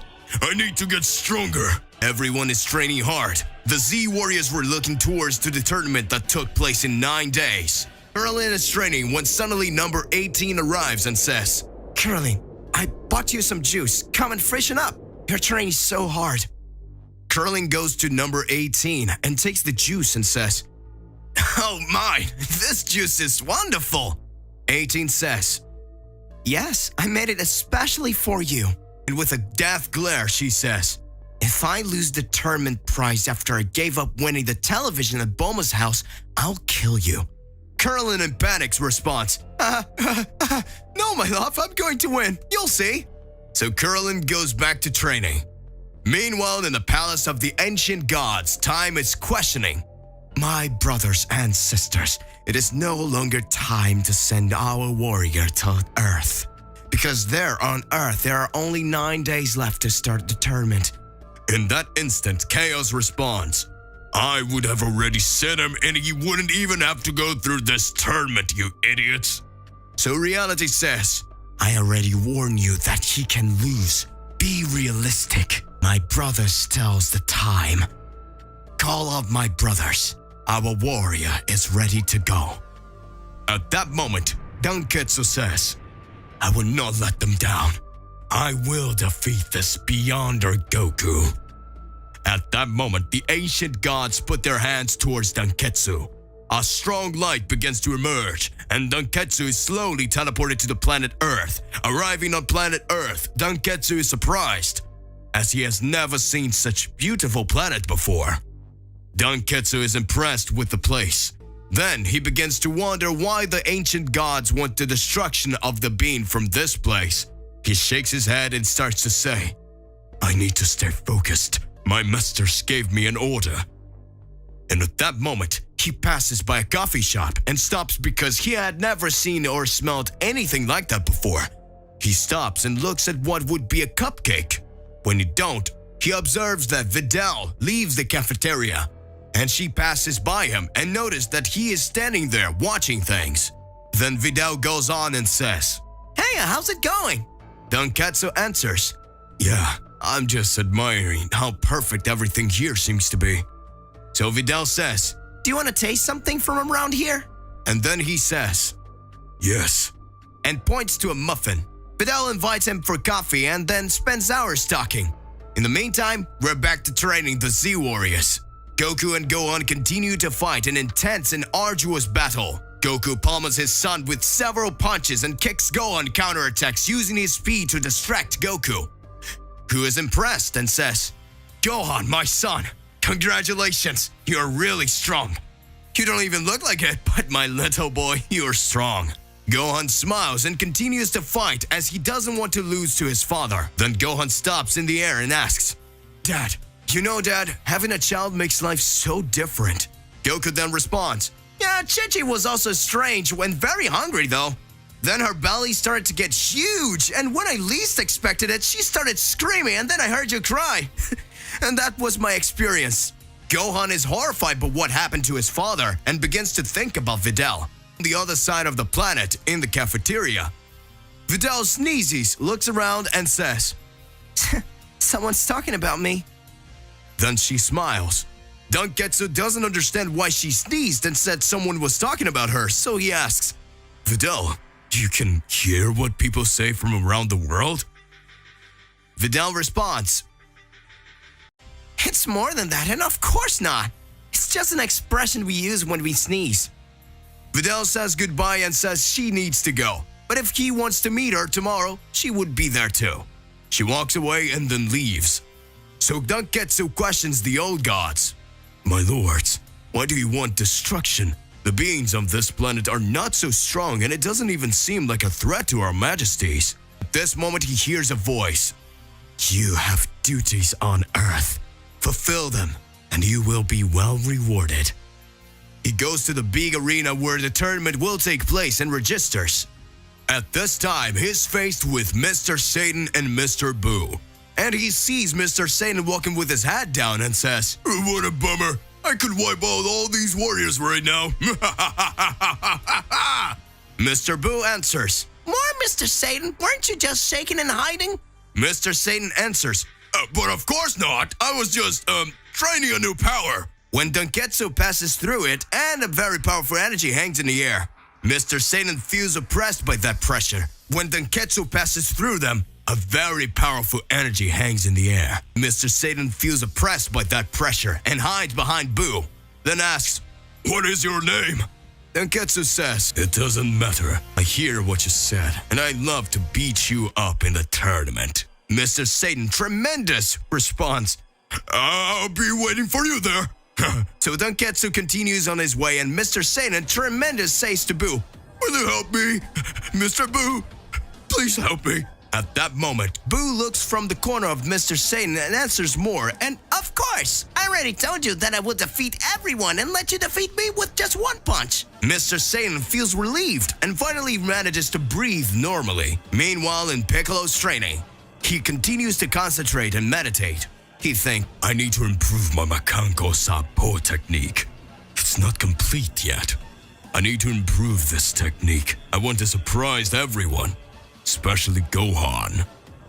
Krillin manages to hone his most powerful attack, Kienzan.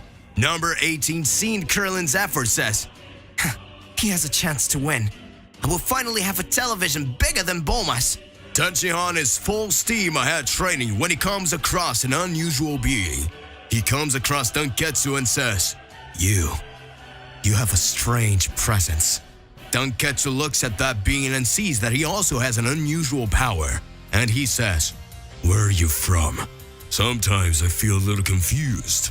But more accurately, I'm going to ask you, what is your name? Tenshinhan answers his name, and Dunketsu continues to say, You're not who I'm looking for. You know, a Goku guy? I don't know if it's right, but I need to destroy him. Tenshinhan then starts to say, You're a very strange being. I don't know if you're good or bad, but if you want to destroy one of my friends, I'll have to stop you. Dunketsu answers, Maybe I can fight you and put an end to my boredom. And so he goes to attack Tenshinhan. Then he releases all his energy made by the union of all the old gods. Tenshinhan jumps in the air and flies away from there because the pressure of those powers is impressive and he wouldn't stand a chance. So Tenshinhan goes to Goku's house. He arrives there and doesn't find anyone. At that moment, he sees Bulma washing the dishes and asks, Bulma? No, it's Chi-Chi, bro. At that moment, he sees Chi-Chi washing the dishes and asks, Chi-Chi, where's Goku? Chi-Chi responds, I don't know. He's training with Gohan. He doesn't even remember that he exists. Chi-Chi keeps saying, He went over there. And points to the side towards Tenshinhan, who immediately flies away. He finds Goku and Gohan training and says, Goku, I need to talk to you. Goku loses concentration and takes a kick from Gohan that sends him flying towards the ground, making a hole where he had been thrown. At that time, Gohan sees and asks, Dad, are you okay? Did I hurt you? Goku smiling responds, No, Gohan, I just lost my concentration a little bit. Wait just a second. No, Gohan, I just lost my concentration a little bit. Just wait here. We'll continue fighting later. Goku uses his teleportation and goes to Tenshinhan and says, What happened, Tenshinhan? The terrified Tenshinhan says, I found a very powerful being that didn't seem to be from this planet. He almost faced me, but I ran away from it. And from the looks of it, to me, he has no sense of right or wrong. He just had a bewildered and cold look. That being's very powerful, Goku. Maybe we'll have problems with him on the loose out here. Goku calmly responds, There, Tenshinhan. If he causes problems, we'll fix it, okay? Now there are only 8 days left for the tournament. Dunketsu, who had been sent to Earth in order to participate in Mr. Satan's tournament, and so to test what Goku's strengths are, he found himself in a dilemma. He didn't know if he was a good or evil being. He didn't know if it should be good or bad. Dunketsu had a pure soul, but he had many doubts in his mind. At that moment, we can observe Dunketsu on a busy street in a northwest region of the country in a gigantic and populous city. In this city, the great tournament would take place. At that moment, very strong winds begins to emerge. The sky darkens, clouds begin to form. A big storm is about to start. Many people pass from one side to the other in a hurry. Some covering their heads with something they held in their hands, others with umbrellas, and the raindrops begins to fall. Dunketsu runs to a corner of the street where he tries to hide under the balcony of an establishment that had 2 floors. Having a small balcony where Dunketsu sits while he sees several people walking around him. He notices that he's ignored most of the time. Dunketsu just watches as everyone passes him. Meanwhile, on the other side of the country, Gohan, Tenshinhan, and Goku finish their training and head back to Goku's house so they can have something to eat. After all, Goku was hungry. Gohan asks Tenshinhan, Did the weird guy you talked about seem to be strong? Tenshinhan answers, I can't say I couldn't feel his ki, but his presence was very weird. Goku starts to say, wow, that's amazing. I mean, even if you couldn't fight him, but still, that's amazing. Tenshinhan says, man, I couldn't face him at all. Just the presence he had made me want to run away. Goku is impressed and extremely curious to meet that being. And at that moment, Goku says, I hope he participates in the tournament then. I can't wait to fight him. Gohan and Tenshinhan looks at Goku and both smile. After all, Goku never changes, and always a battle freak. Meanwhile, Donketsu is still sitting in the rain on that cold and lonely sidewalk. Everyone who passes ignores him. Everyone who passes pretends not to see him. Donketsu keeps his head down, listening to the sound of cars passing by, watching people treating him like it's nothing. Suddenly a child, a small homeless person with a newspaper in his head trying to avoid the rain, approaches and says, Hey, what are you doing here, mister? If it continues to rain, you'll get sick. Donketsu just gets curious and doesn't say anything. But the boy reaches down and takes his hand, and he says, You don't have anywhere to go either, do you? Come with me then, we can help. The little boy with torn clothes, barefoot, and with a dirty face pulls Donketsu by the arm and starts walking Donketsu, and he doesn't understand very well, but starts to follow the boy. The two run to an alley where there was a large cover made with some wood and old tiles, and when they go under, they can see a hole in the wall. The boy says to Donketsu, You can come, it's safe. And Donketsu follows him as he enters the hole.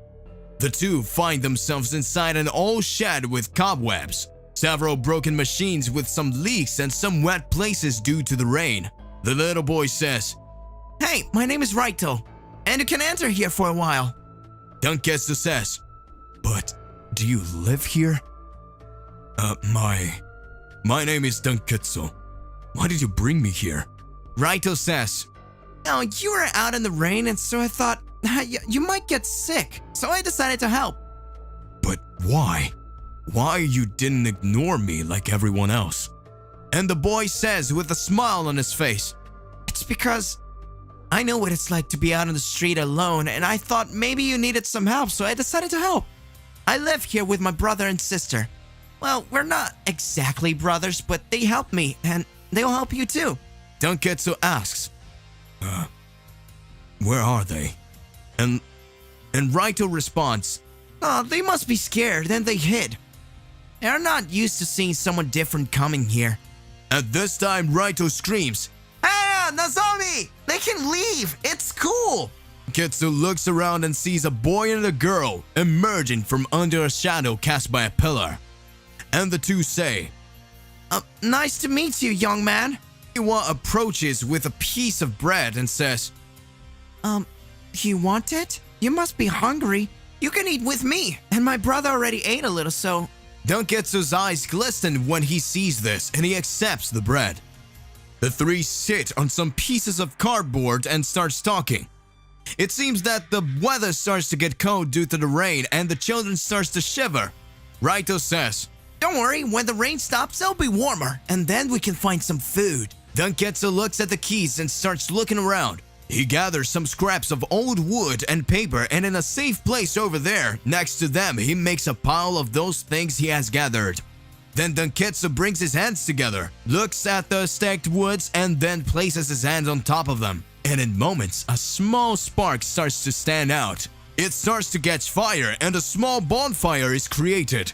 And the children look at it with eyes full of joy. And Raito questions, Are you a magician too? That's amazing! And Donketsu responds, I don't know, but I think so. The children approach the fire to warm up, and Nozomi was holding a flyer for a store with some food and stamped doses. And Donketsu asks, What is that? And the boy answers, It's just a few things to eat that I promised them, and as soon as the rain stops, I'll try to get them somehow. Donketsu takes the flyer and places it on the floor on top of the sheet of cardboard. And he repeats the gesture of before, and in moments a small curtain of colored smoke appears in the midst of a glow. And when the smoke dissipates, we can see a feast in front of them with all the foods that were on the flyer. Children get extremely euphoric, asking, How did you do that? Where did all that food came from? Donketsu answers, "You can eat." And the children are extremely happy. At this moment, we can see Vegeta, who falls to the ground on his knees and begins to undo his transformation. Vegeta says, I finally got over you, Kakarot. Elsewhere, we can see Krillin and 18 training together. And in the frozen mountains, we can see Piccolo, who is meditating. Goku, Gohan, and Tenshinhan arrive at Goku's house and are greeted by Trunks and Chi-Chi, who had already prepared a feast. Everyone eats and decides to take some time to rest. They go to the top of the mountain and stay close to the edge, watching everything. And the view was beautiful. Several animals, trees, rivers could be seen from there. They lie down and look at the sky. Suddenly, Goku says to Gohan, "These days I had a strange dream. I dreamed that I had become a god, and my powers were greater than anything we've ever seen before, and in this dream my hair was red." Everyone looks with a face of astonishment. Apparently, Goku started having some flash of his previous life. Goku continues to say, "I think it was just a silly dream, but I will train and work hard. Maybe I can raise my power to that level." Gohan looks without reaction. After all, he had no idea what Goku was talking about. Meanwhile, in the kingdom of the ancient gods, everyone was waiting anxiously for the tournament. After all, it would be in this tournament that they would find out if Donketsu would be able to face Goku. The gods then make a big decision. Chaos then says, Brothers, is it decided? Will we see the big tournament in person? Space then responds, "Yes, we will have humans' forms and we will be able to follow everything closely. Don't you agree?" Everyone watches and simply say yes. The great ancient gods decide that they will assume human forms so that they can see the tournament live. Things begins to unravel and the tournament will soon begin. Only 5 days left for the tournament.